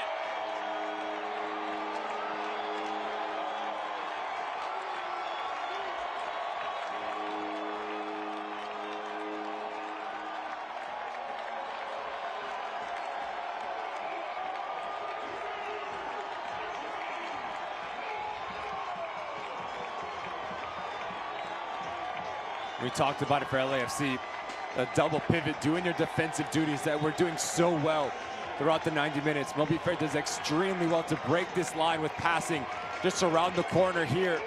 Bolesky plays off the shoulder of Duenas, and then it's a brilliant ball in for Maldonado. And talk about strength, composure to shield off Romero. As Jakupovic goes down, calmly slots it into the opposite corner. Terrific take from the substitute. And talk about a coach that has his fingerprint all over this game to pulse who's going to be able to step up and make the impact. It's not one sub, it's a second sub to get the second goal for Monterey Bay 5 minutes into overtime. Trying to sort things out. A couple of players on the bench in the celebration picked up yellows for Monterey Bay. Might not matter in the end, but once we get the official word on that, we'll pass it your way. Maldonado, unlikely source to say the least. 10 appearances and a goal last year. Hasn't played a single minute of the regular season this year or of the 2 previous Open Cup games. Gets his chance tonight and makes the most of it. Talk about all the youngsters on the other side for LAFC. making the most of an opportunity tonight. Maybe giving coaches a reason to put their name on their sheet more often. Same could be said for Maldonado, 20-year-old from Monterey Bay, one of the younger players in the side. Again, hasn't played a minute this year until he subbed into this match. And now maybe Frank Gallup has to think about things next time. That's all you can ask for a player, just an opportunity to showcase herself. Maldonado, much like these LAFC players, have taken that opportunity and ran with it. Such a classy finish once he gets into that final third. The ability to hold off his defender, but also compose himself very calmly as he slots it away.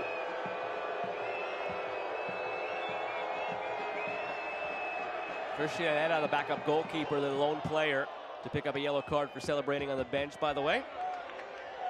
As long as Anthony Siaha is able to go the distance here in goal, no issues.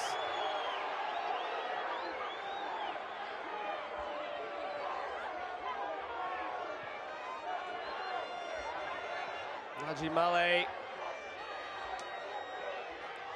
It's an out to Avila. Ordaz.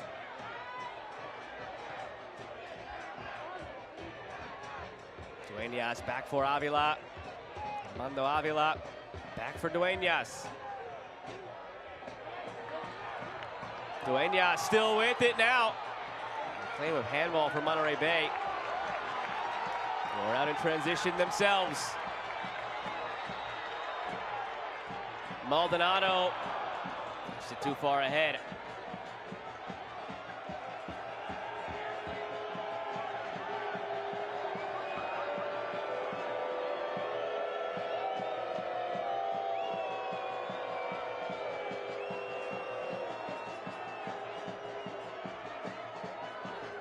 Mateus Maya is getting ready to check in now for LAFC. Dueñas on the other end in some pain. And he's been so good for LAFC. Very steady in terms of possession, connecting his passes, but also covers so much ground and clogging up the center channel versus the opposition. Massive future for the young man. There's a reason why he's already on an MLS contract.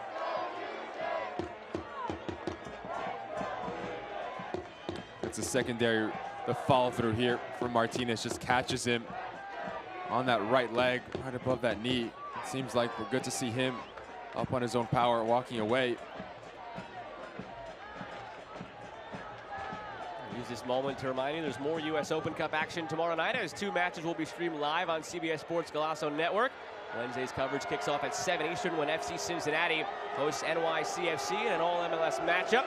The evening and round conclude at 10:30 p.m. Eastern when the LA Galaxy tackles Seattle Sounders for some Open Cup After Dark, which we've got plenty of tonight. Visit usopencup.com for the full schedule and links to watch all the action.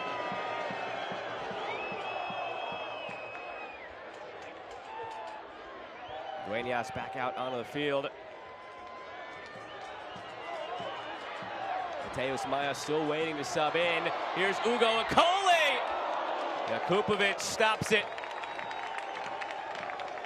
Just heavy legs at the moment for LAFC in terms of the 2 players sitting in the center of the park. Too many times getting spread apart, unable to have that recovery run. Something that if you're Steve Cherundolo, you have to pay attention to and bring to fruition.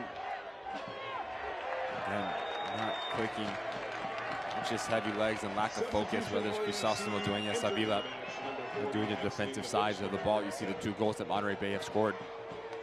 One, it's Dawkins like just about 20 yards out. No one steps up to him. In secondary, there's a ball that breaks the line from Valesky playing off the shoulder. And we see Romero make way. Mateus Maya, 18-year-old from Brazil coming in, was just signed this year. 10 appearances professionally in Brazil before he made the trek to LAFC.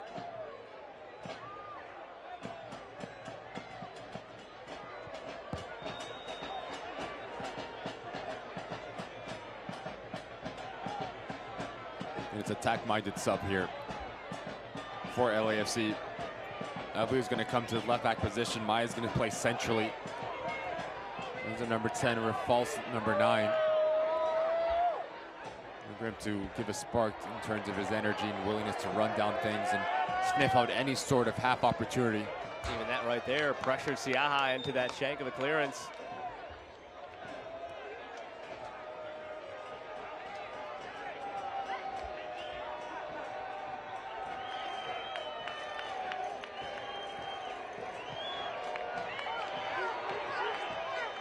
Don't lose sight of that big save that Siaha made now back in the 81st minute. Game changer. Kept them alive. Would have been 2-0 right there. You would have probably seen the shoulder slump, wind taken out of the sails, and LAFC with a 2-goal lead probably get through. In a game where he's only had to make 2 saves, one was routine, the other was anything but. It's that second one that has made all the difference. Of course, Dawkins still had to have that clean finish from outside the box in the 90th to get us here. And Maldonado to do what he did. A great turn, the composure. And that's a word that comes back up, composure. They didn't have that in the first half. Squandered a few golden opportunities. Maldonado subs in late. He has that composure. He makes it 2-1. And now it's Monterey Bay who's trying to see this over the finish line. And they have 20 more minutes to defend. Laid off side flag here. And Siaha getting into it now, a two-handed shove on Ordaz. Kai Green yelling at Siaha to keep his cool. And keep in mind, the backup goalie already has a yellow card. And then the backup goalie picked up a yellow for the celebration after the goal. And now Siaha has one as well.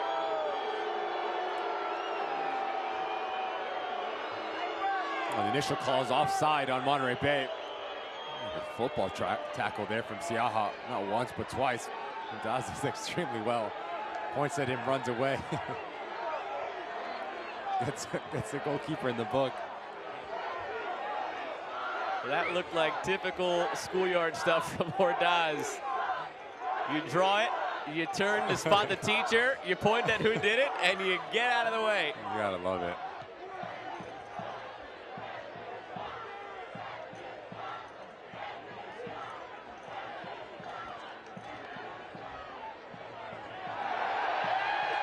Foul called here against LAFC. Just 2 minutes to go before we wrap up this first half of extra time. 15 more to play beyond that. And if Monterey Bay can keep the lead, we won't need penalties in this one.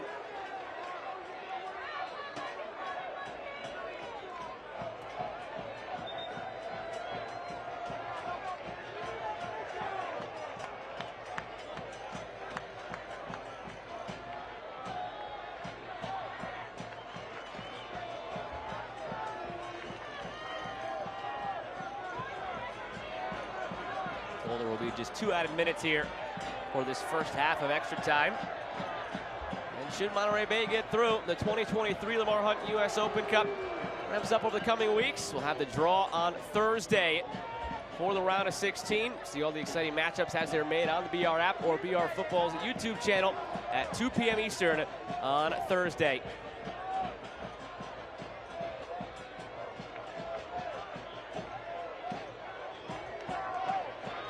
Bay could be the second USL Championship team to be through, but not done yet. Here's Maya!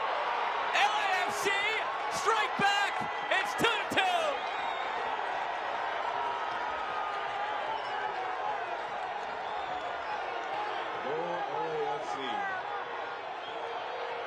All smiles all around, and how could you not?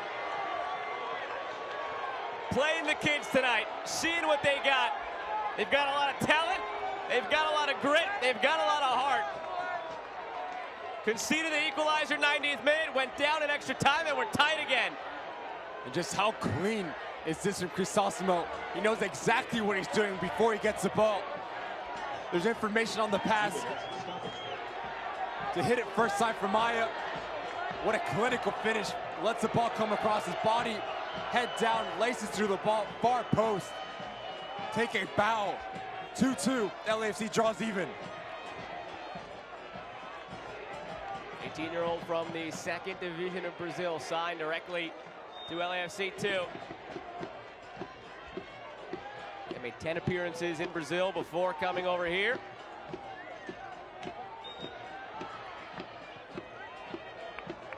But again, Joe, it's just far too easy for LAFC just to break through the middle field of Monterey Bay. Great ball in from Dueñas. Crisóstomo plays off the shoulder of Dawkins. And you have a player with the quality. Coley looking ahead to Dawkins. In that final third, like Maya just displayed, terrific value to come off the bench. And once again, it's a substitute that makes a difference for her side. Terrific take.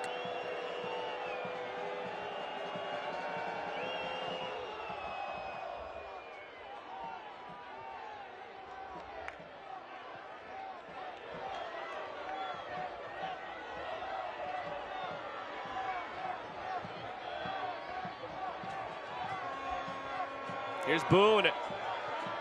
Monterey Bay looking to punch right back. Maldonado's shot blocked.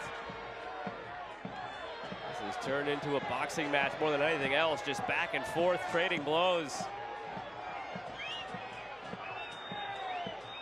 And there's a whistle to end the first half of extra time. We started the extra time period tied, except it was 1-1. We still ended tied. Now it's 2-2. Maldonado gave Monterey Bay a lead. Mateus Maya, who subbed in the extra time, scored the equalizer. And you thought Monterey Bay was going to run away with this thing after Maldonado scores in the first 5 minutes of the first half of the extra time. Not this LAFC side. The grit, the character from the youngsters to fight back, to never give up, never hang their head. And just a quality goal through and through from the MLS side. What you expect, the identity from Steve Cherundolo playing through the midfield, the willing runners, and a terrific finish from Maya. We've seen quality football in this extra time. 15 minutes left to see who advances into the Open Cup next round. Take a look at the 2 goals that were scored in the first extra time period. It starts with this great finish, slipped through by Maldonado. Talk about body control and body strength as well. As he holds off, Romero composes himself, and then they're very similar goals. It's that withdrawn number 10 to play in the pocket. This time it's Crisóstomo giving advice and assist here to Maya. Gets in behind the shoulder of Kai Green. Slow in rotation, slow to cover down, and a terrific clinical finish from the youngster into that far post. And that's how we walk into the second half of extra time. Keep in mind, if we are still tied through this second half of extra time, we have penalties. As we mentioned back in the earlier stages of this game, if we get there, with this being such a MLS Next Pro heavy side for LAFC, remember, MLS Next Pro has a quirk in the rules where they go to a shootout to play for an extra point after a tie, with exactly this in mind, preparing the young players for what might lie ahead in tournament play with penalties. So they've already had a couple of penalty shootouts this season, the players on the field for LAFC. If we get there, it seems like there might be a couple more goals in this, the way the first extra time went.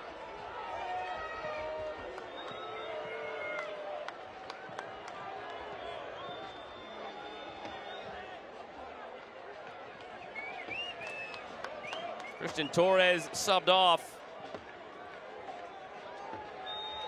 He's replaced by Brian Moyano, and we're underway in the second half of extra time. LAFC in the green from left to right.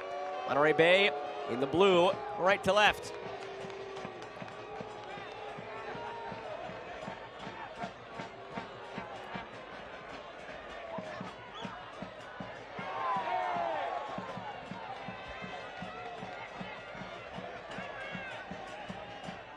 Interesting, they brought off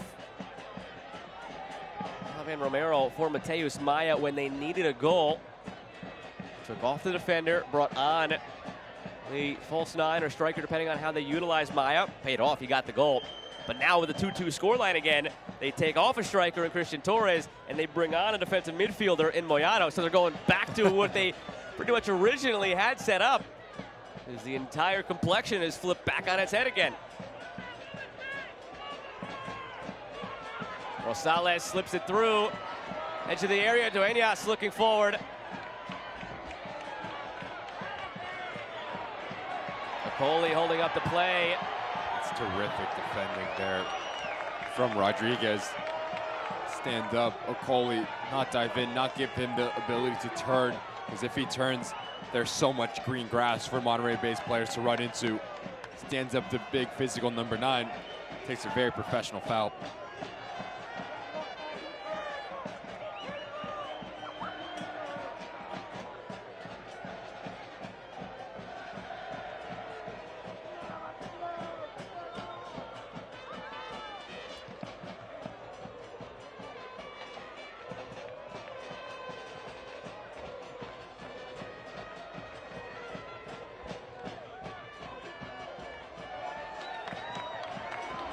Martinez looking for the back post. It's drifting in the wind. If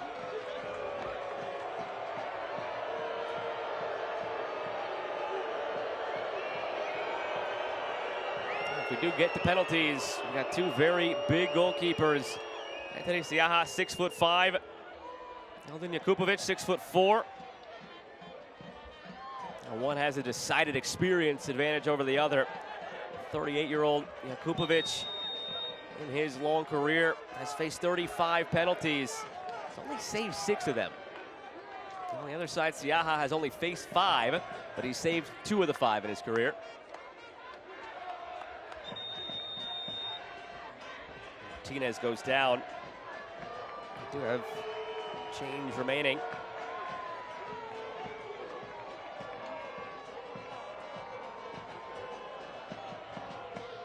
Such a great shift tonight, Martinez, up and down that left side.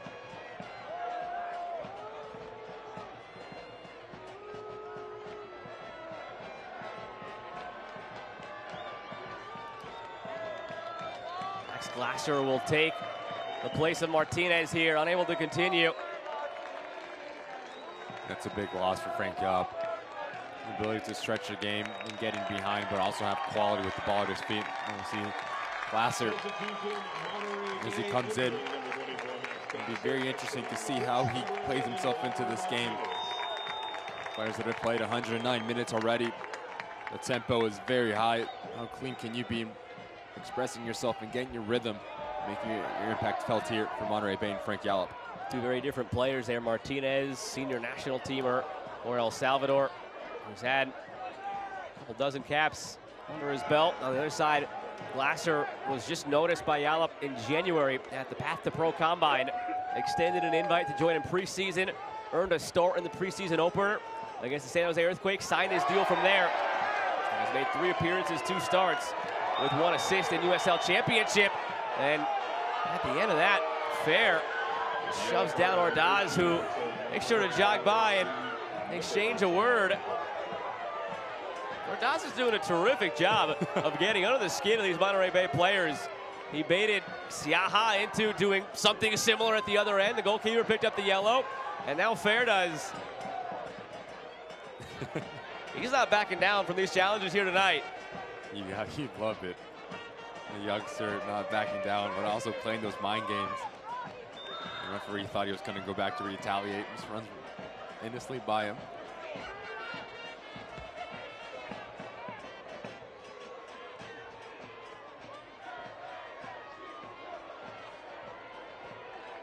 Coley along to Boone. Wide for Donor. Corner coming for Monterey Bay. And you hear it all the time. Set pieces are extremely important. Whether you're trying to claw yourself back into a game, trying to go ahead goal, and things are not clicking for you.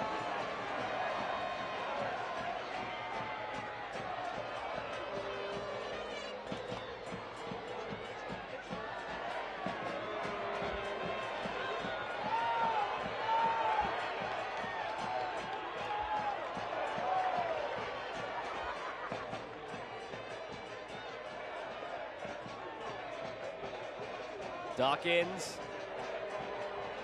Boone looking for a Coley. Jakupovic got just enough on it. Maldonado keeps it in. Maldonado spins out of the traffic to the end line here. Maldonado He has been outstanding since coming on for Chuy Enriquez, who was not at his best today. Enriquez Maldonado has brought a completely different dynamic to the game. And it's such a clever idea here as he spins around from a couple of LAFC players here in the corner to cut this ball back, because everyone's retreating towards that goal line, so there's going to be real estate. Give credit to LAFC. They're back tracking for the center defensive midfielders to do the defensive duties and deny Monterey Bay a clean look at goal. And yet another corner wasted from Monterey Bay. That was their 8th of the evening.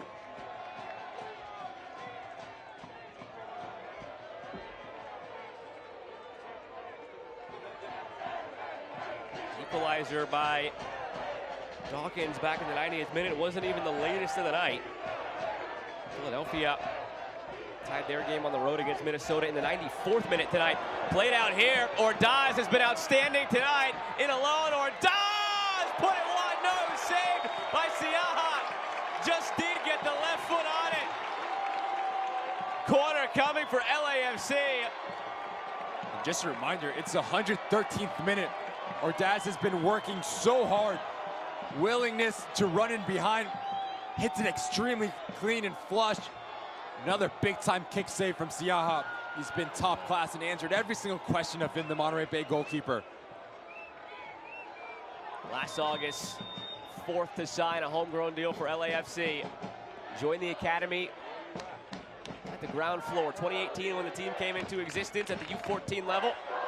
Has progressed very well. Ordaz has been in camps from Mexico, El Salvador, and the U.S. at U20 levels. He's only played for El Salvador so far, but not an official competition that would have tied him. Dueñas in front. Another corner coming. Just a subtle touch again from Siaha. Another kick save. He made the one with the right foot earlier. Last 10 minutes of regulation. And now with the left foot here.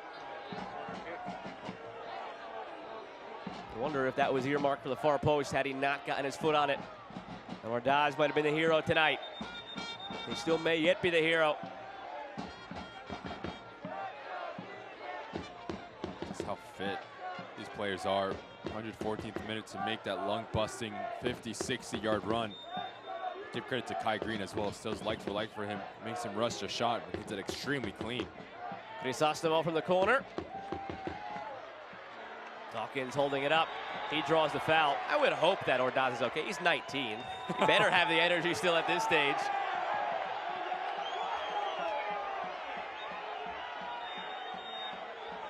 The one fun part among the many for Open Cup is that you have games like this that you keep in the back of your mind, because regionally these teams will always be grouped together. So next year or the year after, we could see this matchup again. And this is where you form a little rivalry, a little local history in the state of California. 2-2, so late. This game has been fiery. It's had extracurricular yellow cards doled out. It's been physical. These teams meet again down the line. Another Open Cup. You always have this one to look back to. And now have a new fresh rivalry within the framework of this tournament.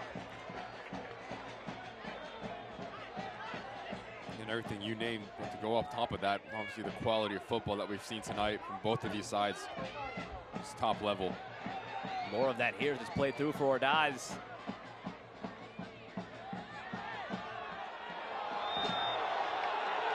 And a free kick won there by LAFC.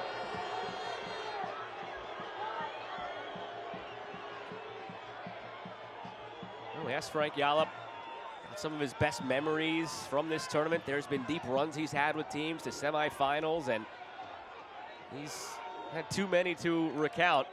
I mentioned a couple games here or there that particularly stuck out to him. I think this one might vault to the top of the list here. Sold out crowd of 5,808 for a team in its second season that has quickly gone to the support of the community against MLS Giants, LAFC, but not your typical LAFC in the makeup of the team tonight. Back and forth, 90th minute equalizer, a goal each in the first half of extra time. And we still have 4 minutes, plus perhaps penalties, to finish writing the ending. Hopefully it becomes, in the eyes of Frank Yallop, a positive memory to look back on if his team can pull it out here Otherwise, he might want to erase it from memory here on the free kick. Tantalizingly through the 6. Nobody touched it at all for either team.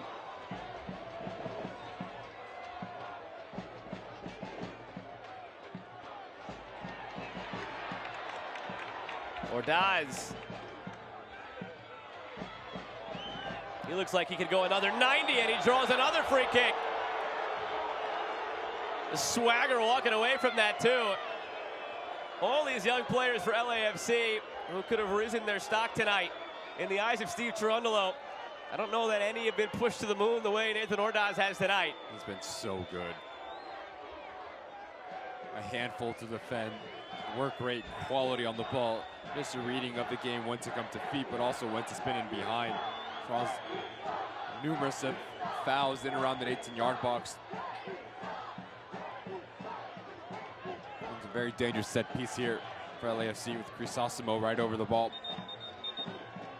Once again, you're aiming for right around that PK spot to ask questions of Siaha in terms of his positioning and decision-making. Another stoppage here. Make sure everything is nice and settled before we get the free kick. Perhaps the third whistle is the charm here. Crisosimo, good ball in, loose in front, and it's out for a goal kick. Diving across to get a head on it was Maya, who scored the equalizer for LAFC in the first half of extra time. He does extremely well, comes around the corner, gets right in front of Glasser, just gets it all wrong. Hits it diagonally, just need to flick it back on with the slightest of touch.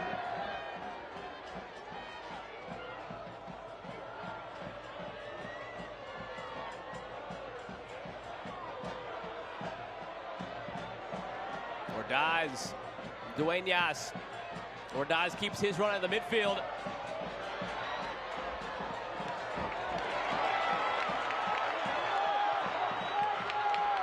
Here's a Coley. Good vision to put it out wide for Boone. Will he get there? Yes, barely. Boone, his service, looking for Valesky. Almost got to a point, to be honest, where forgot Valesky's in the game. They just haven't found the service for him in the second half or an extra time whatsoever, and he's been their best scorer all year long. Ordaz calling for it on the right side. It's sent his way. Ordaz wide. Rosales back post. Corner on the way. Patient build up here from LAFC as this game's opening up. You just see the vision from Crisosimo just picking apart this Monterey Bay back line. As this ball comes around the corner, Rosales does extremely well. The ball that's begging on that back post from Malay to get on the end of it. I give credit to Donor, no risk there, puts it out for a corner kick.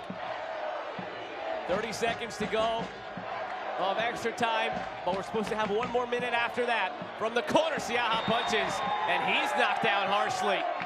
Dollenmeyer came in and cleared out Siaha, who wants to go quickly now.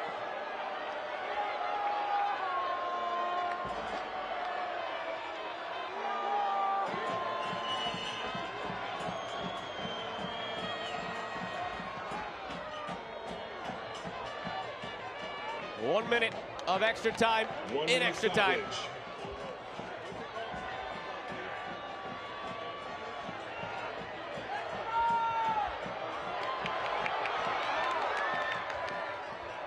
That one leaves the stadium. Last chance here perhaps for Monterey Bay. Otherwise, we decide this from 12 yards out.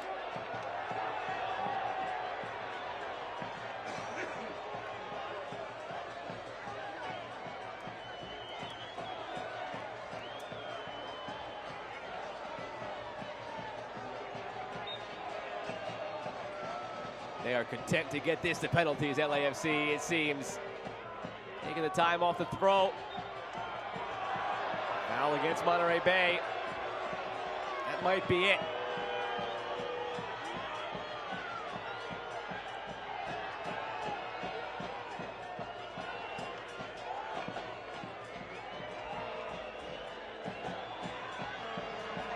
Carried ahead by Ordaz, still with it, backside. Siaha was there to snatch it from Maya, and there's the final whistle. After all that, we will decide this in a shootout tonight. Is there something beyond Open Cup After Dark? Because we're well beyond that now.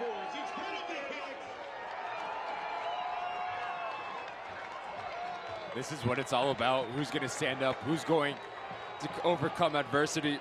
12 yards out, everyone's tired. Everyone has the ability to pick their spot and execute.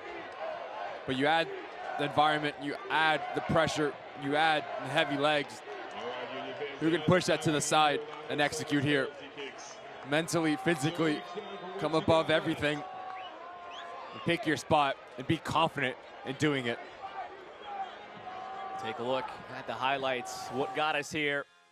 It's a long, long story to tell from where we began in the early stages. 25th minute, LAFC coming in sort of as the underdogs, despite clearly being the favorite in terms of the logos if you took a blind resume. But with the roster tonight, get the early goal, and from there they were just holding on for so long, eventually broke. But they showed out so well tonight, regardless of how penalties go. And it's interesting, Joe. You look at every single opportunity here and every single goal. It all came from playing behind the two pivots for both sides, whether it's LAFC, whether it's Monterey Bay. The movement in and around that 18-yard box, the secondary runs, that's where all these goals came from.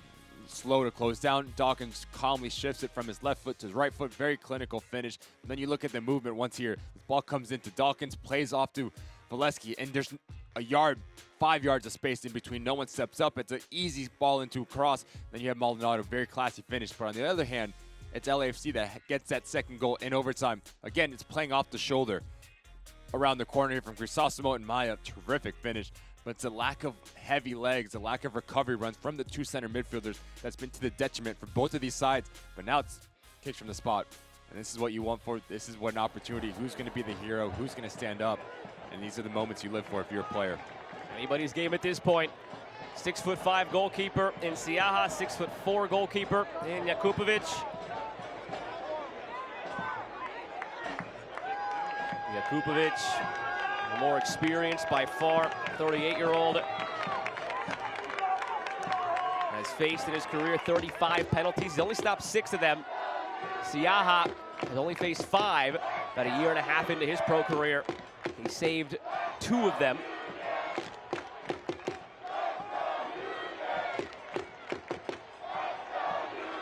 In MLS Next Pro, again, they decide the games on penalties if they're tied after 90 minutes, and so much of this roster for LAFC tonight is made up of that 2 team. And they've had 2 shootouts already this year.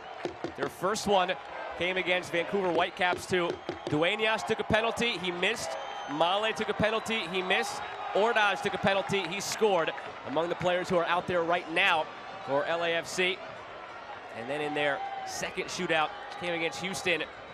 Among the players out there now, Dollenmeyer took one and missed it. Ordaz took one and missed it. And interestingly enough, LAFC 2, because of a reschedule that had to happen, they play, if you're on the East Coast today, if you're on the West Coast tomorrow, they play a Wednesday game, and pretty much their whole team is here, so I'd be very curious to see what they use as their lineup for their MLS Next Pro game tomorrow. And 95% of it is here tonight.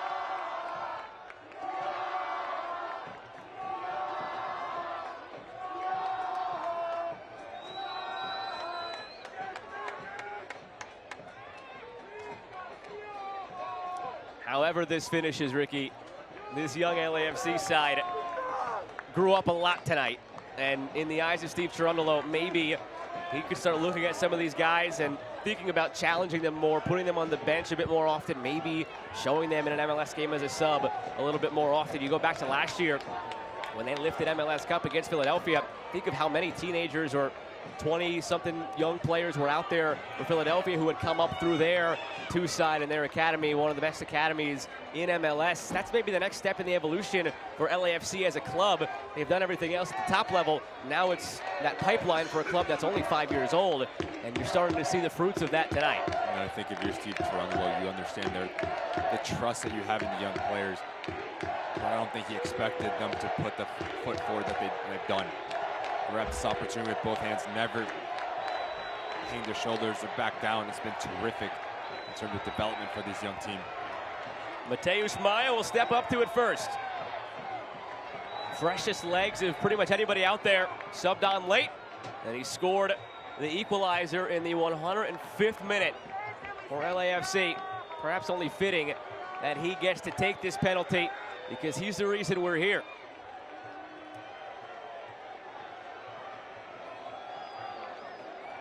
Some mind games from Siaha. He's waiting for Maya at his 6-yard box.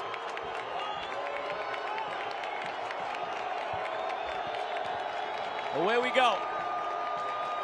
And beside this, from 12 yards out, Mateus Maya, first taker for LAFC. Anthony Siaha stares down his first penalty. Slow approach. Maya calmly tucks it away.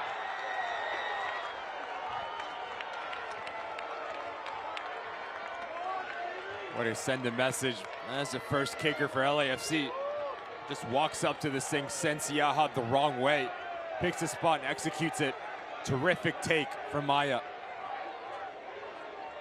Christian Valesky steps up to take the first one for Monterey Bay. 4 goals, 3 assists this season. Was a player of the 3rd round here in the Open Cup, scored the lone goal of their cup set 1-0 victory over San Jose. And Valesky matched what Maya just did. 30-year-old from Henderson, Nevada. Valesky, stutter step, tucks it over the hand of Jakupovic, who gets the right way. We're knotted up at 1 after 1. Such a difficult technique with this run up, the little stutter step as he shifts over to his left-hand side.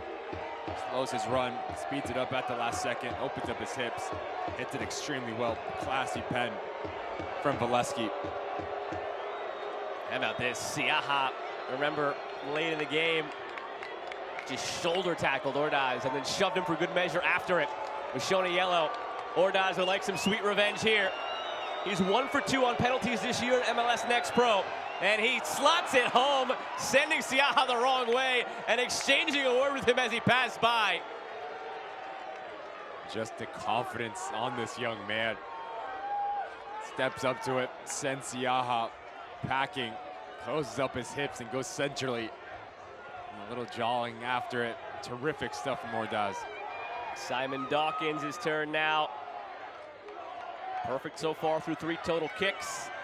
Dawkins scored 90th minute to get us 2 extra time. And a 3-year retirement. Frank Yallop coerced him out of it. Dawkins played for Yallop with San Jose Earthquakes in MLS, where he made over 100 appearances. Dawkins, quick run up, and puts it past Jakupovic. 4 for 4 all around, heading to the 3rd round of penalties. And Jakupovic has guessed both ways right. This time Dawkins decides to close his hips to comfortable height for the goalkeeper. Doesn't get that power step. And Dawkins, well taken pen. There's no discernible difference in the noise level right now because you've got all Monterey Bay fans behind the goal, but in the last set of bleachers on the far sideline, that's where the LAFC supporters have been all night long. They've got that whole section, so you're hearing the same noise levels to distract the LAFC kickers as you're the Monterey Bay kickers. And here's Crisostomo to keep it perfect for LAFC. No! Saved by Siaha! LAFC blinks first.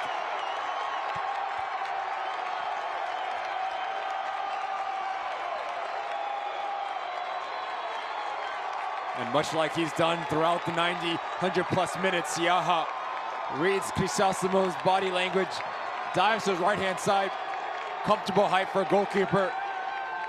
Top-class save for the Monterey Bay goalkeeper.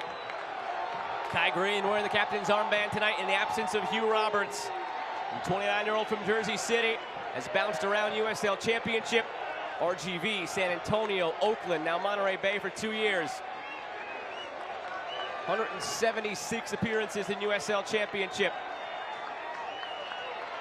Up near the top of this team in nearly every defensive category, now needs to convert one offensively. Quick hesitation, and rolls it in with aplomb.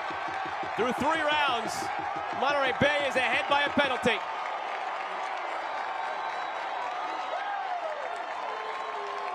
And again, it's all about this run up here from Kai Green. Cool, calm, collected. Just sneaks it into that near post.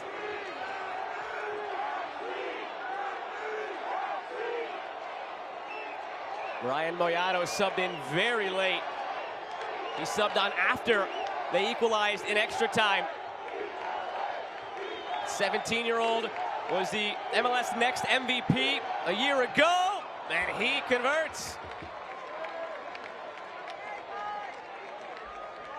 And to step up, the pressure on his shoulders. Sends Siaha the wrong way, picks a spot, hits it with a lot of venom, a lot of technique. Ugo Akoli cannot win it yet, but if he scores here, all the pressure then on LAFC, who must convert their next kick. Bottom of the fourth frame of penalties. Akoli, 2016 USL Championship MVP.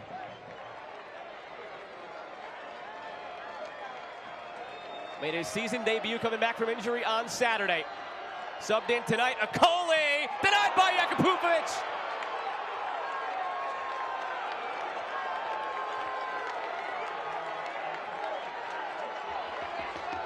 And it's all about the run up here.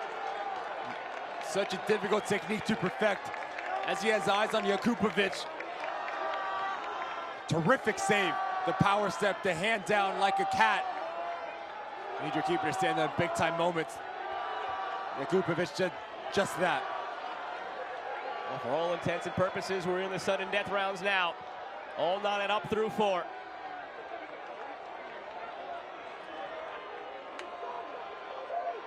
Some conferring going on here between the goalkeepers and the referees. Is Jakupovic the taker? Jakupovic is the taker. I thought they were sending him to the other side because he was doing something distracting to the Monterey Bay players or to the goalkeeper, but he was looking for a ball. He's taking the penalty. How about this? Forget about waiting until the 10th round. Here in the 5th round, Jakupovic, the 38-year-old keeper. Great penalty as well. Roofs it, scores it, and puts the pressure on Monterey Bay. What can't this man do? Steps up calmly, waits for the whistle, doesn't need a second invitation, and you always run the risk when you go up and to that top corner. Just ropes this thing, cool, calm, collected from the goalkeeper as he stares down to his teammates. Talk about confidence. Chase Boone must score to keep it going. Yes, he does. Into his 6th round.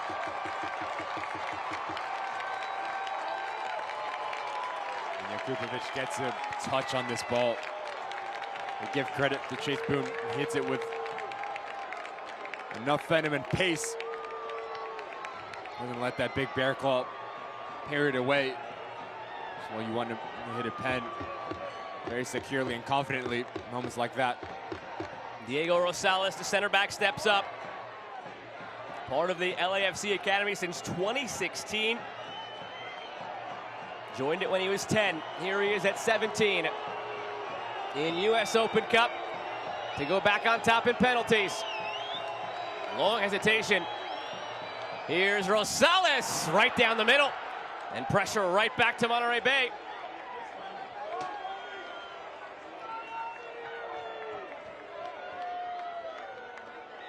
Ice in his veins. Decides to go down the middle. You always run the risk of that trailing leg from Siaha. Picks a spot, executes it to perfection. Moby Fair had a couple of misses in the first half from in close. He can erase those now if he converts here, and he has to keep it going. Fair, Jakupovic denies, LAFC goes through to the round of 16.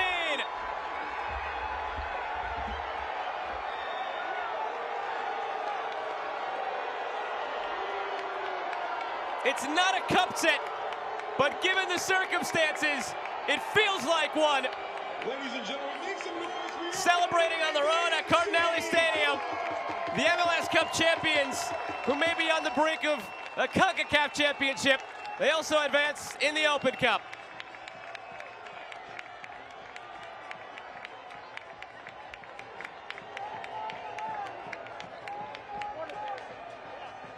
And you see what it means to the youngsters to come in this hostile environment.